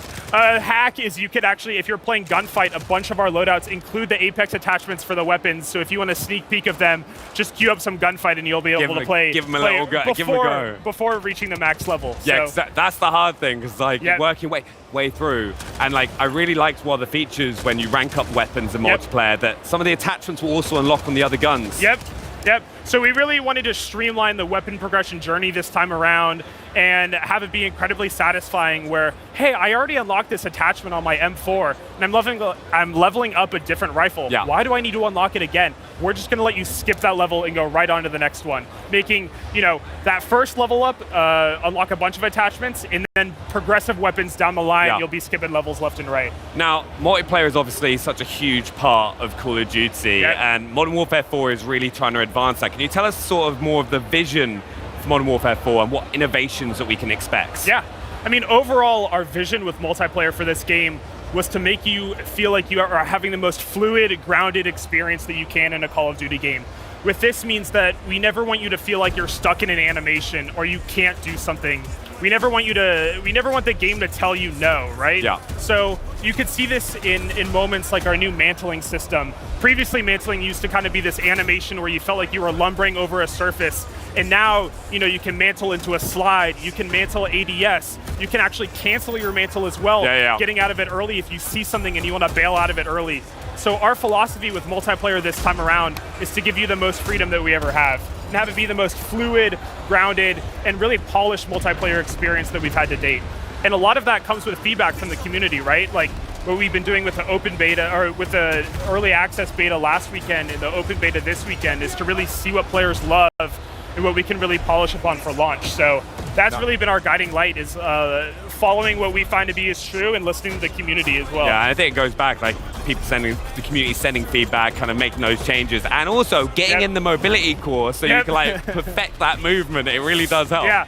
We built it as a way for ourselves to test the movement, but we were having so much fun with it that we wanted to get it in the players' hands. It's such a fun thing to do because you try to shave all those times off. But talking about other fun things to do, there's some players don't want to always play a competitive mode. What other fun stuff do we have coming for Modern Warfare 4? Yeah, I mean, in the second weekend of the beta as well, we have our new ground war experience. This time it's called Combat Outpost, where you're fighting over these 3 key buildings in 2 POIs in Hajin, which is our big map where DMZ will take place. And you're fighting over these big outposts, and every time, the more time you stay on the point, the stronger that your outpost is going to be. You're going to reinforce it, and eventually it's going to start off with these UAV radars, and then it's going to be airdropping in kill streaks for your team. And then if you progress long enough, you're actually going to get tanks so you can push into the enemy territory and gather more outposts for your team. This is super fun. It's this large-scale vehicular combat. They're going to be playing it on 2 POIs in the beta. It's Imgen Farmland and Wolves Stadium. Both of these are going to offer a new variety of gameplay to play on. It's super fun. You're fighting in these big open areas. You can see our kill streaks come in, have these big air shows combined with this vehicular combat, but also kind of, in part with our close quarters combat while you're actually taking these outposts. So yeah, you can see here some of our kill streaks being called in. This has been a lot of fun. It's played on this large scale combat. It's been a great experience. It's also, the map looks amazing because of course, super excited for the big map experience later on. And just this is the first opportunity people are going to have with that map, with Hajin. So it's great to see. Also, spawns. Yeah. I really want to touch on this because it's such an important part of Call of Duty and like your playing experience.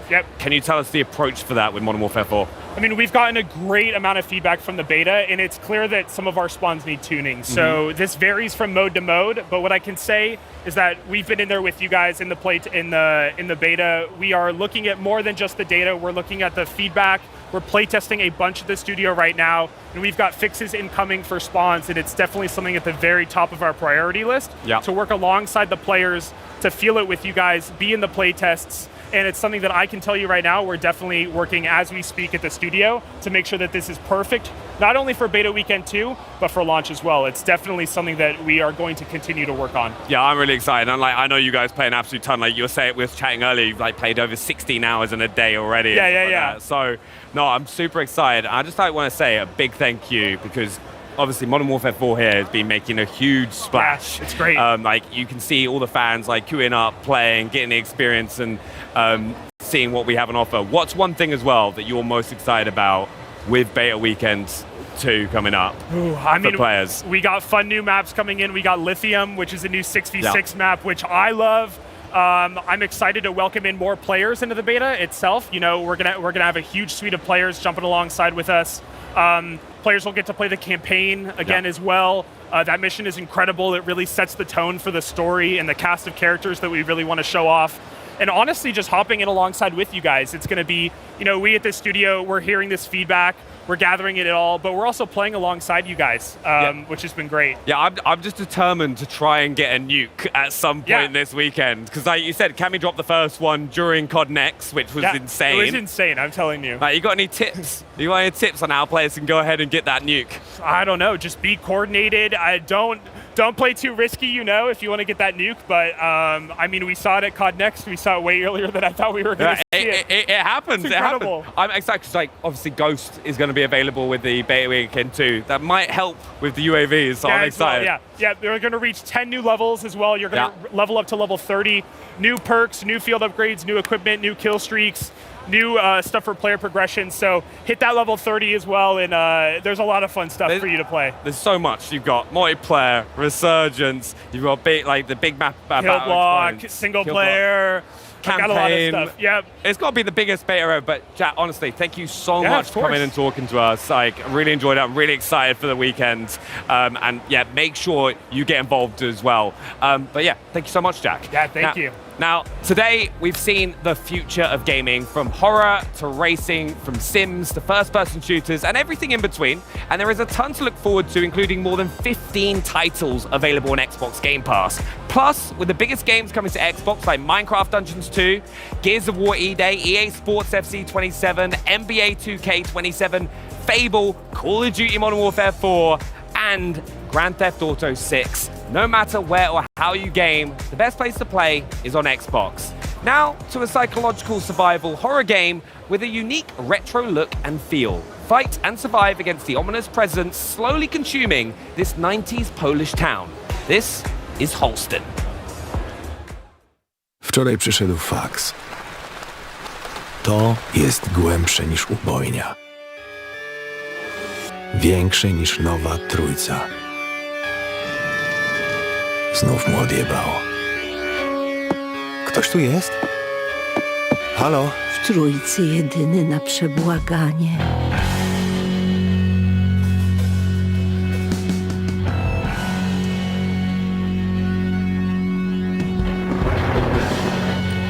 Potem zaczęły się schody. Znaleźć Bartka i przekonać go, żeby porzucił swoje śledztwo.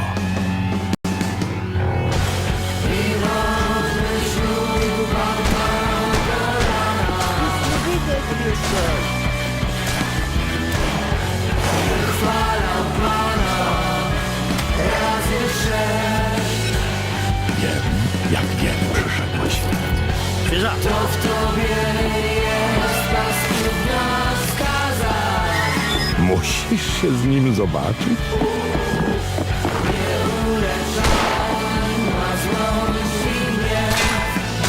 To, czego potrzebujemy i to, czego chcemy, to dwie różne rzeczy. Może chcesz go zobaczyć, ale tak naprawdę potrzebujesz, żeby zniknął.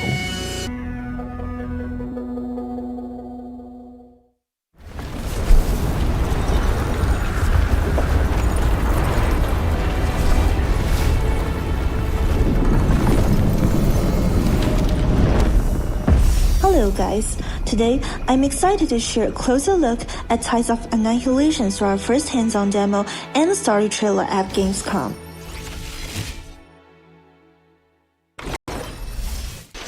At the heart of Tides of Annihilation is our dual frontline battle system. Gwen does not fight alone. She can call on different knights, each with their own fighting style and role. In our first hands-on demo, players can try 5 knights in 8 different combinations. Each setup pairs a main knight with a sub-knight, and different pairings change how you fight.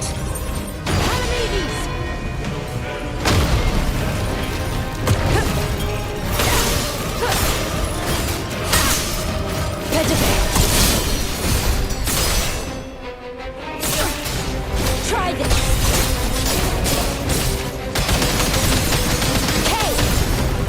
For example, Palamedes focuses on powerful charge attacks, while Kay, the Time Knight, can freeze enemies and control the pace of the battle. Together, they create a simple flow. Freeze an enemy, create an opening, then land a heavy strike. Other pairings offer longer combos, more mobility, more control, or bigger burst damage. Our goal is to let players find the combinations that fits them best. Try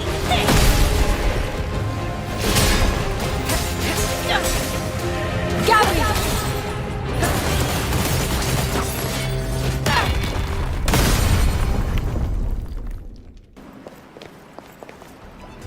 Beyond combat, knights also play an important role in exploration. We wanted them to be helpful on Gwen's journey, not just tools you bring into a fight. For example, the archer can use a charge shot to break obstacles, ignite certain targets, and even create road paths in the air, helping Gwen reach places she otherwise could not.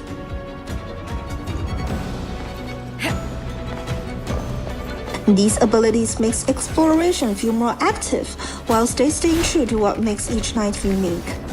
And as players progress through the full game, they will discover more knights and more ways to use their abilities, with each one bringing something new to both combat and exploration.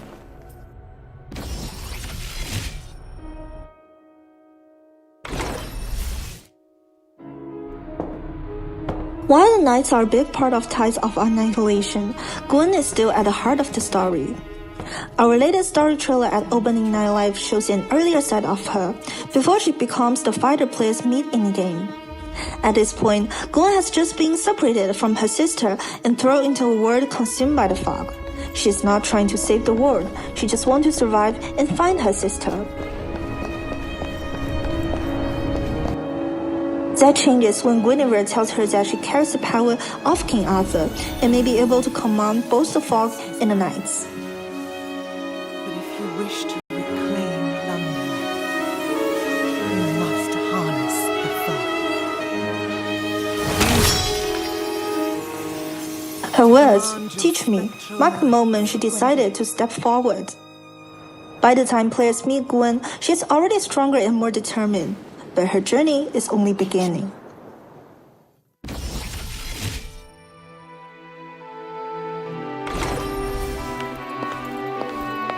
For our Gamescom demo, we wanted to show how modern London and the world of Avalon can exist side by side. The Grey Russell Museum is a good example. We start with a place that feels real and familiar, and then slowly bring fantasy into it.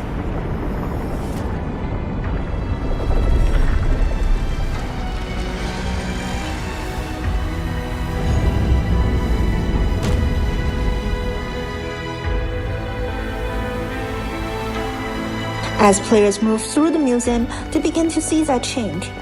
Vines grow through the building, broken knight's armor fills the halls, and the world of myths starts to take over.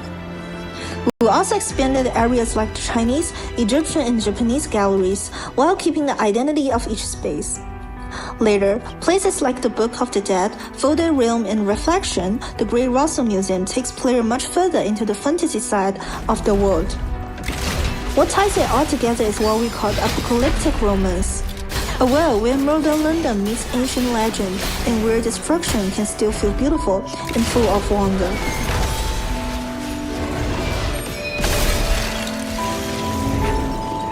Gwen's journey is only beginning. We can't wait for you, our players, to experience it. So I will say, see you at the Tides. What's this do? No, because it goes up, not the tower. Oh, no. What did you do? Wait, I didn't know that was going to happen. What do you think will happen? Okay, battery is off. Should we put the big things on first and make it easily climbable? Are you on? There is also a hover pack over here. I would like one of those. This is insane teamwork. Good, isn't it? Yeah, later, guys. If that reaches zero, it collapses. I can't roll. You just free that! My head. Oh no, I got benched! Caravan, anyone?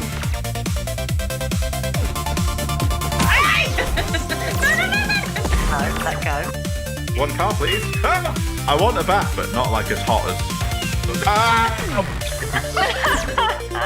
It bounced back. Oh my god! Oh, back in time. Guys, we built a tower. Oh no! No, no, no, no! Move on over, Aladdin. Bit all that, innit? There are so many incredible games on the horizon, and with so many titles coming to Xbox Game Pass, it's only fitting to bring fans into the world of Game Pass with an interactive quest and one giant green button. The big green button here transforms the Xbox booth into an interactive quest, powered by Xbox Game Pass. Attendees collect digital stamps by playing games, taking part in activities, and exploring partner activities around Gamescom. New this year, achievements unlock additional opportunities to win prizes, including Xbox collectibles, Game Pass swag, and partner rewards. The experience celebrates discovery, play, and of course, the Xbox community. Of the many, many prizes that lucky fans can win include LG TVs, GeForce RTX 5080 GPUs, and this SteelSeries Arctis Nova 5X wireless headset. So let's see who's up. Have you got your code ready to scan? Let's see what happens. Well done, you. Did you have fun on your quest? Yeah. Good. Ooh, here's all the things we could be looking at as well. Loading on your quest, and when it lights up, hit that button. Beautiful. Way! A charge kit for the Series X. GG's. Oh, look at that. Aha. Woo! Well done, you. Bye. Oh. That's cute. Aside from winning prizes, fans here have access to tons of demo stations at the booth, getting their hands on latest titles from studios all across the globe, including Turok Origins. With more on the latest from the franchise, let's throw it over to Charlie and Henry. That's right, Bex, because one of gaming's most iconic dinosaur adventures is evolving for its new generation. Absolutely, and here to talk Turok Origins with us is game director Jesus Iglesias and chief creative officer Tim Willits with a look at new gameplay, new abilities, and the next chapter in this legendary franchise. Thank you so much for joining us, guys. Thanks for having us. Welcome to Gamescom. Have you had a good week so far? Yeah, it's been awesome. We're excited. Excellent. Now, Turok's a very exciting franchise, so I have to ask, have you brought us something fun to watch today? Yes, we brought you brand new footage of Turok Origins, our new brand new game in this legendary franchise set in the canon and timeline of all the original games. Oh, okay. Well, I want to get a look at that. Yeah, amazing. Let's get this rolling. I want to hear all about it. I'm going to kick things off by telling you right now, Tim, I do have a fear of dinosaurs, so if I hide at any point during this, okay, I'm sure I'll be fine. You've done it's pretty nice cuddly dinosaurs you've done, right? Yes. Yeah. They're not very cuddly, are they? A kissing dinosaurs game. Okay, nice. Wow, it's not like a Turok I remember. I'll tell you that much for sure.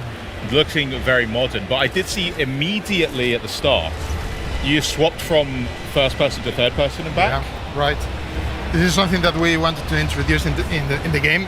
We know that the game is a first-person shooter originally, but a lot of people likes to play in third-person view and see his own character. Our characters are amazing; they look amazing, and so we wanted to show the people their characters if they wanted to play on third-person. Yeah. But the thing is that you can swap between first and third immediately as you play, just pushing a button at any moment. Amazing. Nice. There you go. And the best thing about moving between those as well is it's worth noting that these weapons look absolutely Yeah, sick. the weapons What are so kind of cool. weapons are we going to have in our arsenal? Oh, that was just the cerebral bore, wasn't it? Yes. Yes, yeah, that's a fan favorite. Oh, I know that one. That's a fan Yeah. favorite. You had one of them done the other day, didn't you? Shut up, Henry. What other weapons? Are there any other iconic We are ones? bringing back a lot of weapons from the classics. I mean, Cerebral Bore is one, but we also have the fusion cannon that the fans will recognize. Yeah. And, the Scorpion. The Scorpion missile launcher. Beautiful. Mag 60, a lot of weapons from the past. Cool. Amazing. But we also include new weapons. And that was absolutely that was minging, sick. by the way. What happened there? That was one of the finishers. The team Okay. has created like so many finishers, and you can just rip guts out and pound the dinosaurs and the enemies. It's awesome. See, don't be so scared. Maybe I'll get over my fear. Yeah, you get your revenge now. I just need to murder more of them, and then I'm there. Fancy that. But before that finisher, I also saw the player character kind of like went like this, and a bunch of spikes came out. So what's going on there? Those are the echo sinks. Which is something that, every character features a bio suit that allows him to extract resources from the environment and then synthesize in abilities that you can use at any time. Cool. That's cool. Okay. Yeah, it really adds a different dynamic to the combat. It's not just guns and melee. You have all these cool abilities. Nice. Oh, fascinating. And are there anything else aside from dinosaurs that we're going to be fighting? Of course, not only dinosaurs, but something that is more terrifying, that are modified dinosaurs. Oh, worse dinosaurs. Yes. Okay, maybe you should stay scared. I'm back out again. Dinosaurs with rocket launchers Oh, for God's attached to the sake, backs. what's wrong with you two? So the Xenias that are our enemies. Oh, I see. Okay. These guys. Those guys. Oh, These okay, guys. right. Good to put a name to a face. They don't look good. No. They also sounds good. they have their weapons, but they also transform certain dinosaurs to damages. Oh, That was a cool okay. attack. that's cool. That was a cool I attack. like That was that. one of the echo sets. Oh, nice.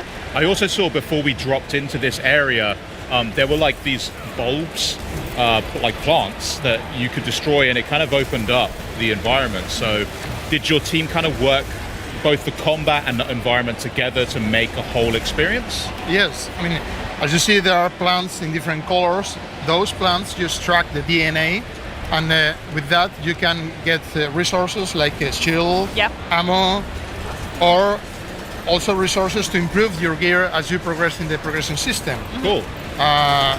We have a lot of weapons, but we have like 250 modifiers for those weapons. Nice.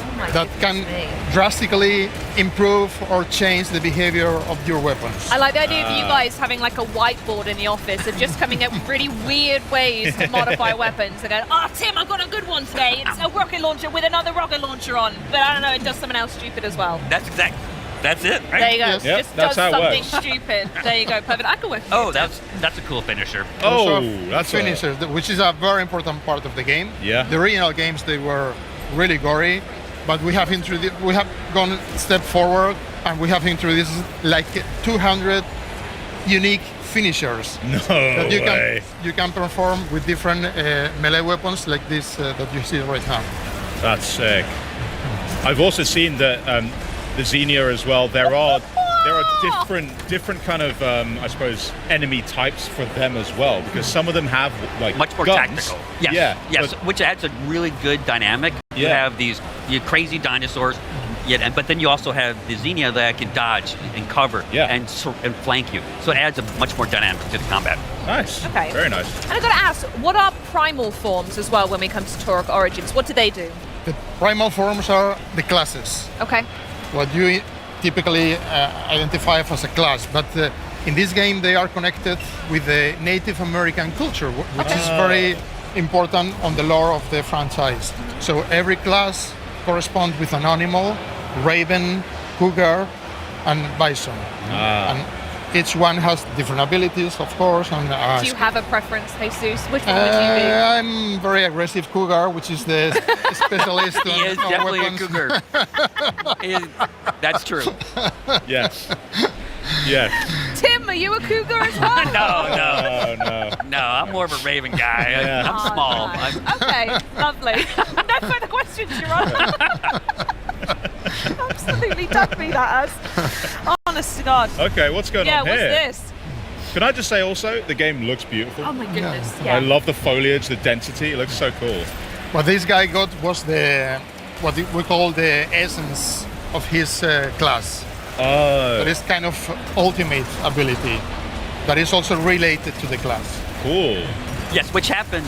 So one of your early missions is you have to prove that you're. Oh yeah, that's the best. Live. That's the best. Yes. Yes. So one of the earlier missions, you have to prove that you're a true Turok warrior. That you and then you can pick, your spirit and your class. Yeah. Okay. Oh yeah. Henry. Oh yeah. Here it comes. Okay, but that's not a normal dinosaur. No, that's absolutely not. That's got a lot of extra accessories going on. What's the story with that? That's one of those that I told you, the Seniors modified. Okay. So this is the boss for the end of this mission. Okay. And it's a very powerful one. It's the first one that you are going to encounter among many others in all the missions. Yeah. And they have a lot of abilities. They have different phases that you have to pass to defeat the final boss. So just to confirm, there are loads of other bosses coming up, different variants. And mini bosses. This is let's say one of the biggest. Oh, okay. We have mini bosses and we have medium bosses. Okay. Hopefully they don't get much bigger than that for I'll your find sake. like a Goldilocks situation of which mini boss I'm comfortable with. Well, here's the thing. Maybe you and I mean, I'm guessing there's multiplayer as well, of course. So maybe Charlie and I can help each other out. Yeah. Get her over her fear of dinosaurs, right? I'll look at all the plants and you shoot all the dinosaurs. So one of the great things that the team has done with Turok is you can play it solo, offline, by yourself. If you're like me, you have no friends, you can play by yourself. I would say I might play with you. Hey! But if you're like Jesus and you have some friends, you can play, with one friend, with two friends. It's the same game, and but we just want to give players that option. Absolutely. Yeah. And I think great. people are going to have options for plenty of friends because I know there are some really long-time fans of the Turok franchise. So what can fans of the originals expect when it comes to nostalgic moments? One of the things that we have done, talking about playing solo and playing co-op, is that the experiences are loyal to the original games. When you play solo, you play a campaign solo mode. You don't play with bots. Yeah. And when you play co-op, you play with friends. But the experiences are different. Each one has been tailored to be perfect on his own. Yes, that's important to say. Yes. Well done, Jesus. Yeah, So some of the things that we mentioned earlier that original Turok fans will enjoy is like weapons, like the cerebral bore, and there's some other, I don't want to give it away, but some other Easter eggs and some other fun connections to the lore for the hardcore fans. Yeah. Wow. Okay then. Well, I think. Go on. An important thing is that you can play solo offline, disconnected. Yes. Oh, beautiful. Yeah. So Love when that. the Wi-Fi goes down in my house, Yeah. I'm good. I got Turok. I'm Still good. going. Absolutely no problems. Well, thank you so much for joining us, guys. Thank you, This has been a fascinating week, and I know it's a really, really busy Gamescom for you. So thank you for spending some time with us. Yes, thanks for having Thank us. you. Absolutely. Wonderful. Right, well, you can wish list Turok Origins now, and if you're here at Gamescom, swing by the Xbox booth for a chance to play the game. But up next, we're jumping into the fantasy sandbox that is Albion Online. The newest expansion is upon us, and we're celebrating with a cheeky little walkthrough of new gameplay. Henry, let's take a look.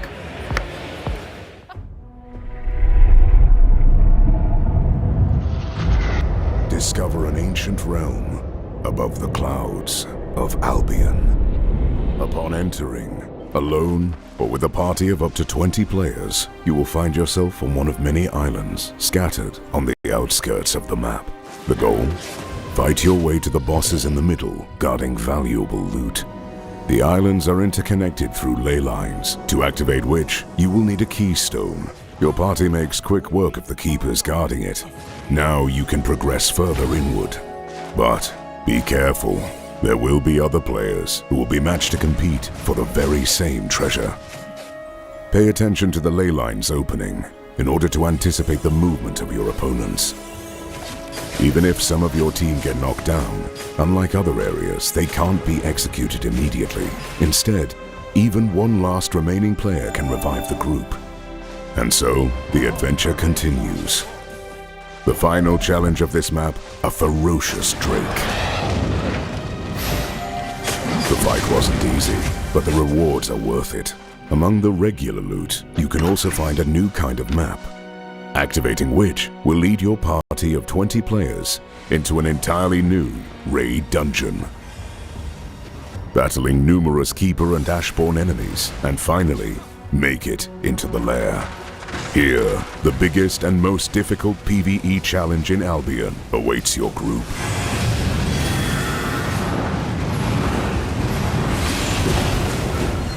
Will you make it past fire and brimstone to secure the ultimate reward? Back in May, we gave you an in-depth look at the world, the characters, and the story of this very next title. Stranger Than Heaven is a brand new action-adventure game coming January 15th, 2027 from RGG Studio, who are renowned for their ability to craft deeply human stories with thrilling action and some pretty juicy combat. A big thank you, though, to producer Hiroyuki Sakamoto and interpreter Mai Hapsh, who are joining me for a live gameplay presentation, but also to tell us all about this very ambitious title. First, though, Sakamoto-san, can you give us an overview of Stranger Than Heaven? では続いてはストレンジャーザンハブのライムゲームプレイです。本作はスリリングなアクションとコンバット、そして人間ドラマを描くことで知られる RGG スタジオが送る完全新作のアクションアドベンチャーゲームです。リリースは2027年1月15日の予定です。本日は本作について語っていただくためにプロデューサーの坂本博之さんと通訳のラプシュ舞さんにお越しいただきました。まずは坂本さん、ゲームの概要を教えていただけますか？はい、ストレンジャーザンヘブンは、日本人とアメリカ人の、血を引く大東誠という男の物語になっています。で、1900年初頭のですね、アメリカで、差別を受けてですね、身寄りのない大東誠が日本に渡ってその新たな居場所を求めて、旅するところからこの物語が動き始めます。でやっぱりこういろんな差別を受けて日本にやってきたもののやっぱすごくそこでも生きていくことがすごい苦しい、環境の中それでもこうがむしゃらに生きていって、いろんなこの大東誠が持つこの歌を使ったこう興行師としての才能だったりとかそういった部分がこう積み重なってですね約50年にわたるこの人生を描いたゲームがこのストレンジャーザンヘブンになります。Thank you. Stranger Than Heaven follows the story of the protagonist Makoto Daito. He's an outcast of mixed origins, of Japanese and American origins, and he's faced with discrimination in the early 1900s US. He has no family to rely on, and he flees to Japan because he hopes to find a place to belong there in Japan. But he finds himself having to use extreme violence to survive, and on the other hand, he discovers his musical talent to thrive, and you will be able to show this aspect of the showbiz as well.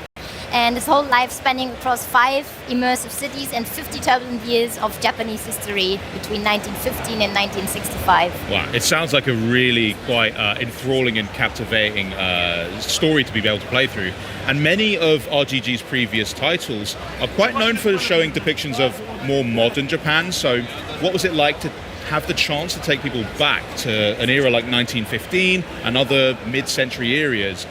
How did that influence as well the combat design of Stranger Than Heaven?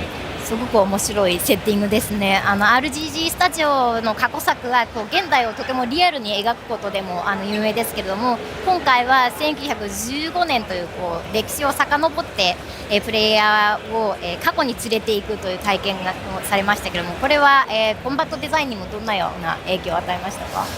まず正直ここまで5つの時代と5つの都市でこう50年の歴史をこうゲームの中に作るっていうのは本当に大変だったんですけども、しっかりこうリサーチだったりとか、いろんなこの歴史観を本当にこう体験してもらうために、いろんなリサーチを重ねながらこのゲームをこう積み上げたみたいなところがあるんですけどもやっぱりこれぐらいのスケールのゲームってなかなかないと思うので、この舞台を選んだこの時代を描いたっていったところはすごい大きなスケールのゲームになるっていったところにすごく興奮したことをまず覚えています。でコンバットデザインもですねやっぱりこの主人公が50年歩む中でですねプレイヤーもこう操作することで主人公の大東誠とこうシンクロするようなそういう体験をちょっと味わってほしいなと思って本当にこう一から作り上げたんですけれども、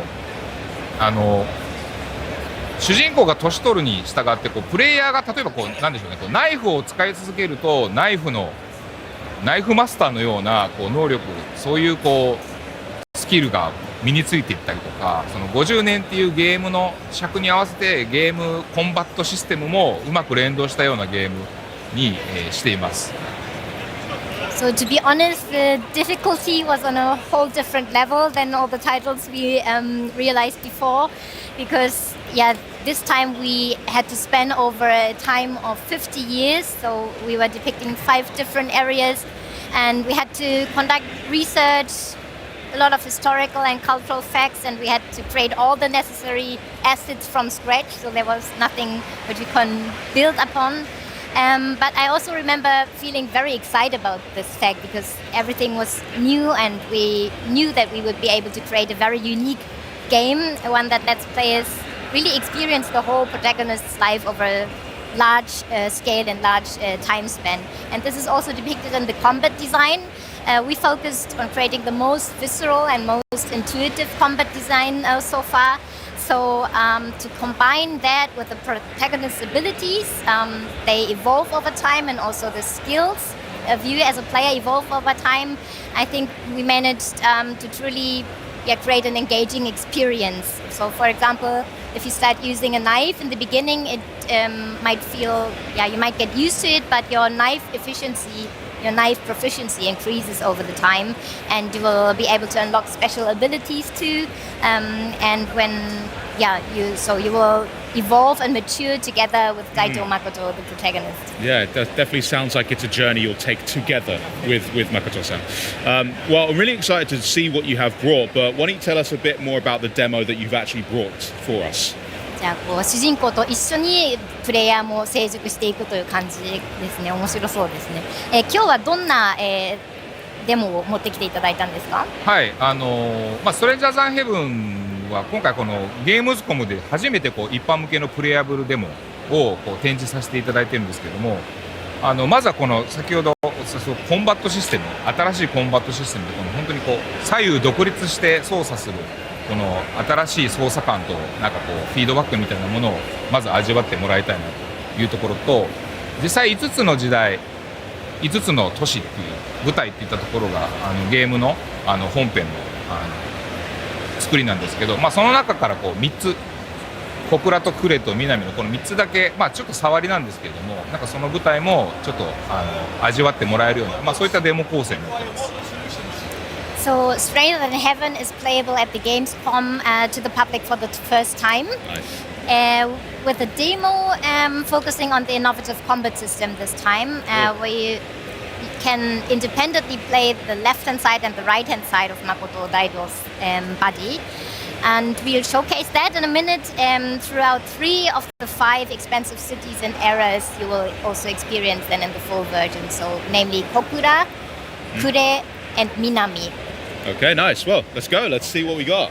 早速始めてみましょう。はい。So we're starting off, well, where are we starting off? Can you give us a bit of context on what you're dropping us into straight away?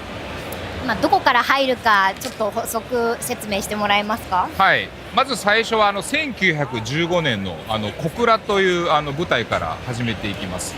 で、この小倉という舞台はですね、物語の中でも当時は本当に日本でも最大級のこの工業都市で、いろんなこの労働者に揉まれながら大東がどうやってこの先この国で生きていこうかみたいな、そういったきっかけの時間軸だったりします。So we start off with 1915 in Kokura, where the protagonist Makoto Daito arrives from the US, and he's struggling to survive as an outsider in this new environment for himself. And Kokura is really an industrial town, said to be home of one of the world's largest foundries. So it's bursting with the passion of hard-working workers and theory workers. And he tries to find his way here. Also, is that the same? そう。着てるもの同じですね、これ。同じの着てます。It looks so Exactly good. the same. すごくかっこいいです。Oh wow, straight away. はい、バトルが始まりましたけど。So the battle started already. Yeah, I love that you saw everyone else just clear out. でみんなが後に引くっていうところが見えて、すすごいいいです。 Feels like a very a classic Japanese film style to have the town just 日本の映画を思い出すような very cinematic. とてもシネマチック映画的ですね。はい。この新しい操作、本当にこの右左こう好きなように組み合わせて自分でコンボができるってとこがすごく新しい要素になってます。So it's a completely new combat style where you can freely combine combos using your left and right half. Oh, nice. こうガードもこう右左こういう風に左右にできるんですけど。 And equally you can also guard differently, independently, left hand and right hand side. これをタイミングよくやるとパリになって今みたいにいい強い技ができたりします。 And if you time it correctly, you can also chain into a parry. So. I already see what you mean when you say visceral.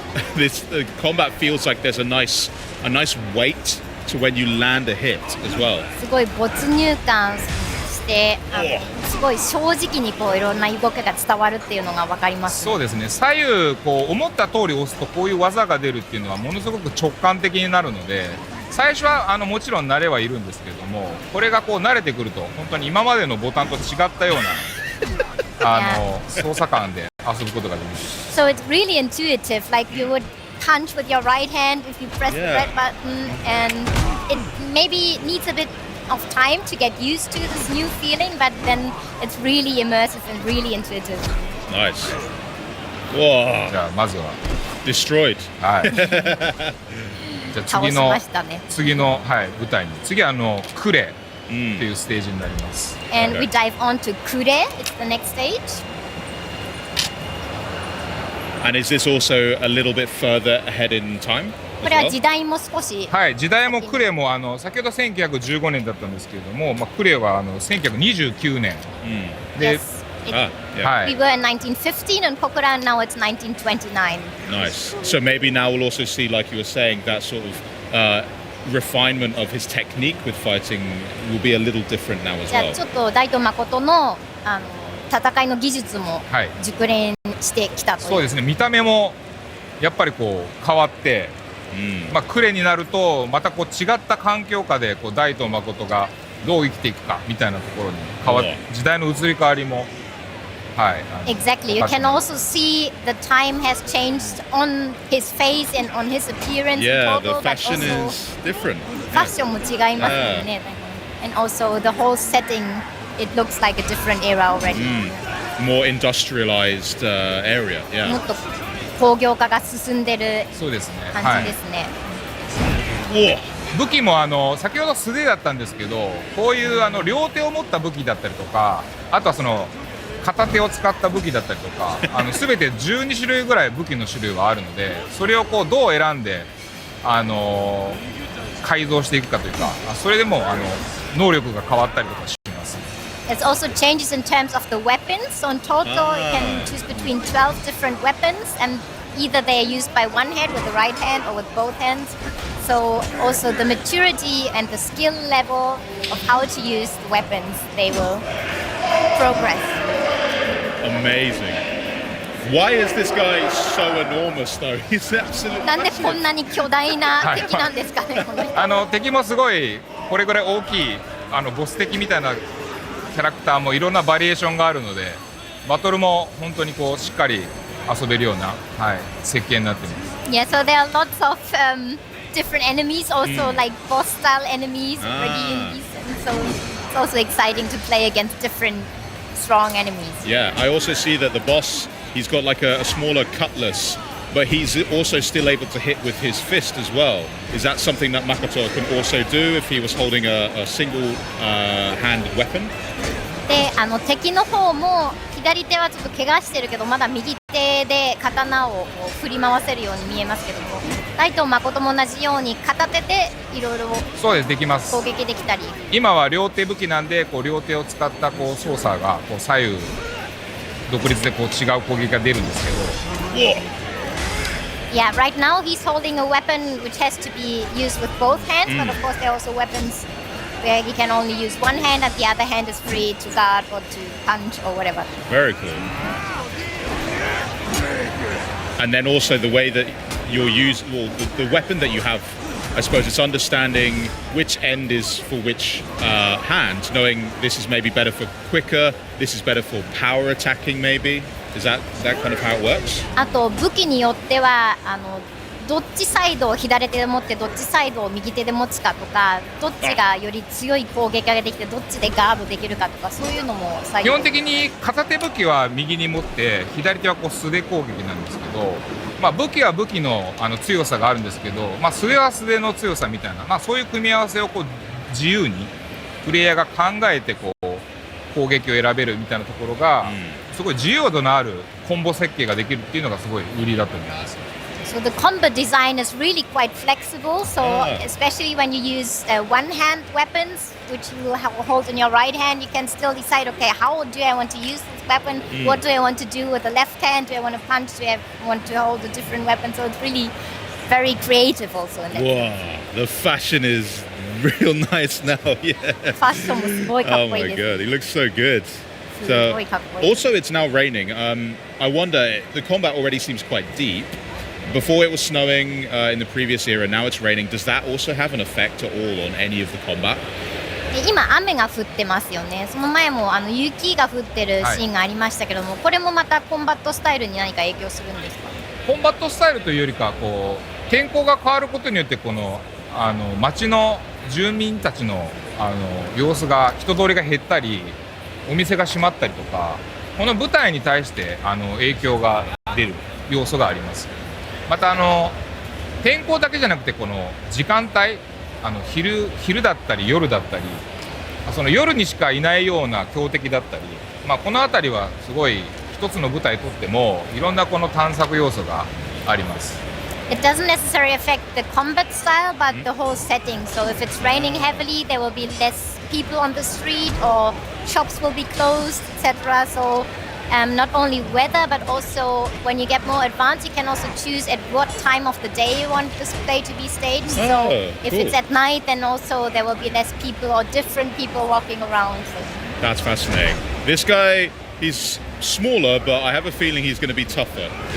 この人さっきの敵よりも小さいですけども、小柄な割には結構タフな。かなり凶悪なこの敵なんですけども、これもこういうボス敵のようなものも本当に物語にいっぱい出てきて、この1対1のこの緊迫したこの戦いみたいなものもすごい楽しんでもらえると思います。Yes, this guy is really a tough enemy. Yeah. He's small, but nevertheless, it's not easy to win against him. But you will have a lot of those kinds of boss enemies, and you will be able to explore a lot of ways to combat them. I saw as well there was the chance with a prompt where you could use both triggers. Can you explain a bit more about how that happens? あと両方のトリガーを使えるよっていうプロンプトが今入ってましたけど、それについても説明してもらえますか？敵の気力みたいなものがありまして、それを削るとですね、今みたいにこうチャンスな時間帯が生まれます。そこで両方押すことで強い攻撃が出せるみたいなそういう設計になっています。So there's an energy level of the enemies, and if this proceeds, there is the possibility to trigger with both sides of buttons and attack him in the right moment. Oh, nice. Now I know that the story obviously it does follow Makoto, and it does seem to be so far painting a bit more of a serious tone than we've perhaps seen in previous RPG games, but I do still love that kind of zaniness and some of the weird wide side activities that we can do. Will there be some of that in Stranger Than Heaven as well? Whoa! 今回のタイトルは結構シリアスでダークなトーンだなというふうに感じるんですけども、その過去作のちょっと奇抜なサイドゲームとかサイドクエストとかがあったり、そういうところも好きだったんですけども、そういうのを今回の本作で見られますか？いろんなこうキャラクターが出てきたサイドストーリーだったりもちろん入ってはいるんですけれども、やっぱりこの過去の日本を舞台にしたサイドストーリーだったりするので、なんか今までこうすごく奇抜なコンテンツだった部分からは、少しシリアスなトーンが多めなところもありますね。ただそれはそれでストレンジャーズ・ザン・ヘブンならではのいろんなサイドコンテンツを楽しめると思うので、そこは期待しておいてください。So there course, will be side quests and side stories, which are very unique to Stranger Than Heaven. But so the trademark zany characters maybe a bit less, but you will nevertheless experience a lot of other side quests and a lot of characters. But in total, this is a story about the past and rough times. So the tone is rather rough and dark. Well, it looks unbelievable, and it's everything you promised. The combat is visceral, it's brutal, it looks beautiful as well. Like the lighting on that last stage was so stunning. I loved it. So yeah, thank you for showing us that. Is there anything else that you can maybe tell us about the game that's only going to make sense after I've played it? そうですね、すごくかっこいいゲームになっていましたし、もうデザインもすごいし、なんか最後のステージのライトの感じもすごくいいなと思いました。本当にプレイできるのがすごく楽しみです。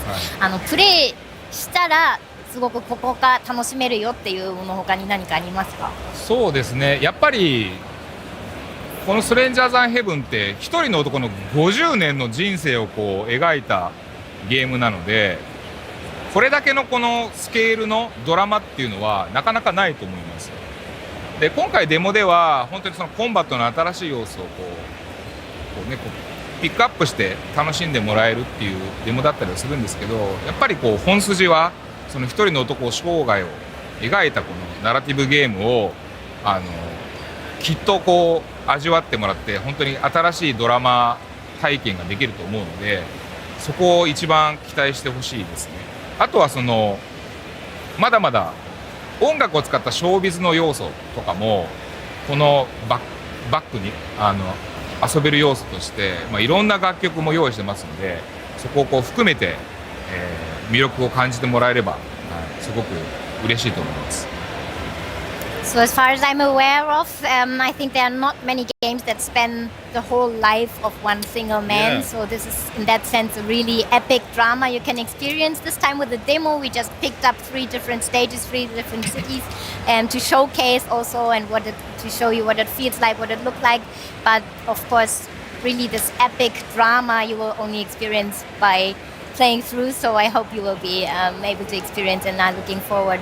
Also, it's not just a new combat system, but also a big part goes into music. So the whole showbiz element we have not shown yet, but you'll be able to create your own music, and Daito Makoto's showbiz element will be shown. So yeah, I hope you will be able to enjoy and check it out. Nice. I have to ask, just because it looks so good, can I get one of the jackets?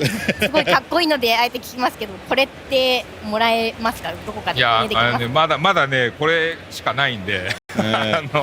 いずれ皆さん買えるようにもちょっと考えたいと思います。Unfortunately, right now it's not available yet, but we are thinking of ways to get it through to public as well. Sakamoto-san, thank you once again for joining us. Remember, you guys can get your hands on Stranger Than Heaven when it releases on January 15th, 2027. But now to Milizione.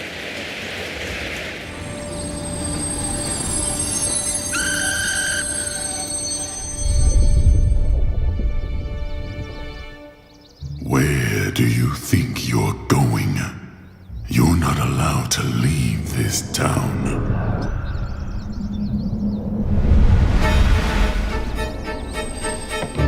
Everyone knows no one is going to help you escape. And if I hear a single complaint about your behavior,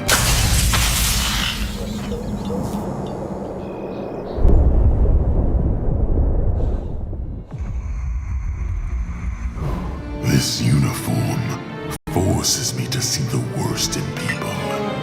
All you do is destroy, steal, and lie every single day. I hope I'll be proven wrong. Yet somehow everyone ends up the same.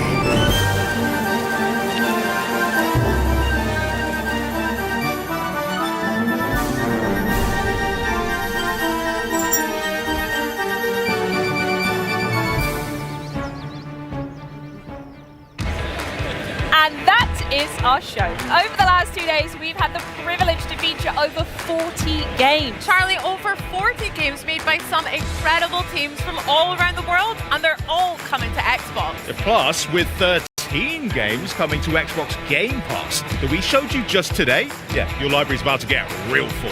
So whether you're hyped for Minecraft Dungeons 2 or the Xbox console exclusive Gears of War E-Day. Maybe it's EA Sports FC 27. Maybe it's Fable, NBA 2K27 too. Modern Warfare 4 or Grand Theft Auto 6. No matter how you play it, the best place to play the biggest games is on Xbox. And finally, make sure to check out the Xbox On YouTube channel to view and share some of the segments that you might have missed. So until next time, thanks for joining us. This is Xbox at Gamescom 2026. Bye!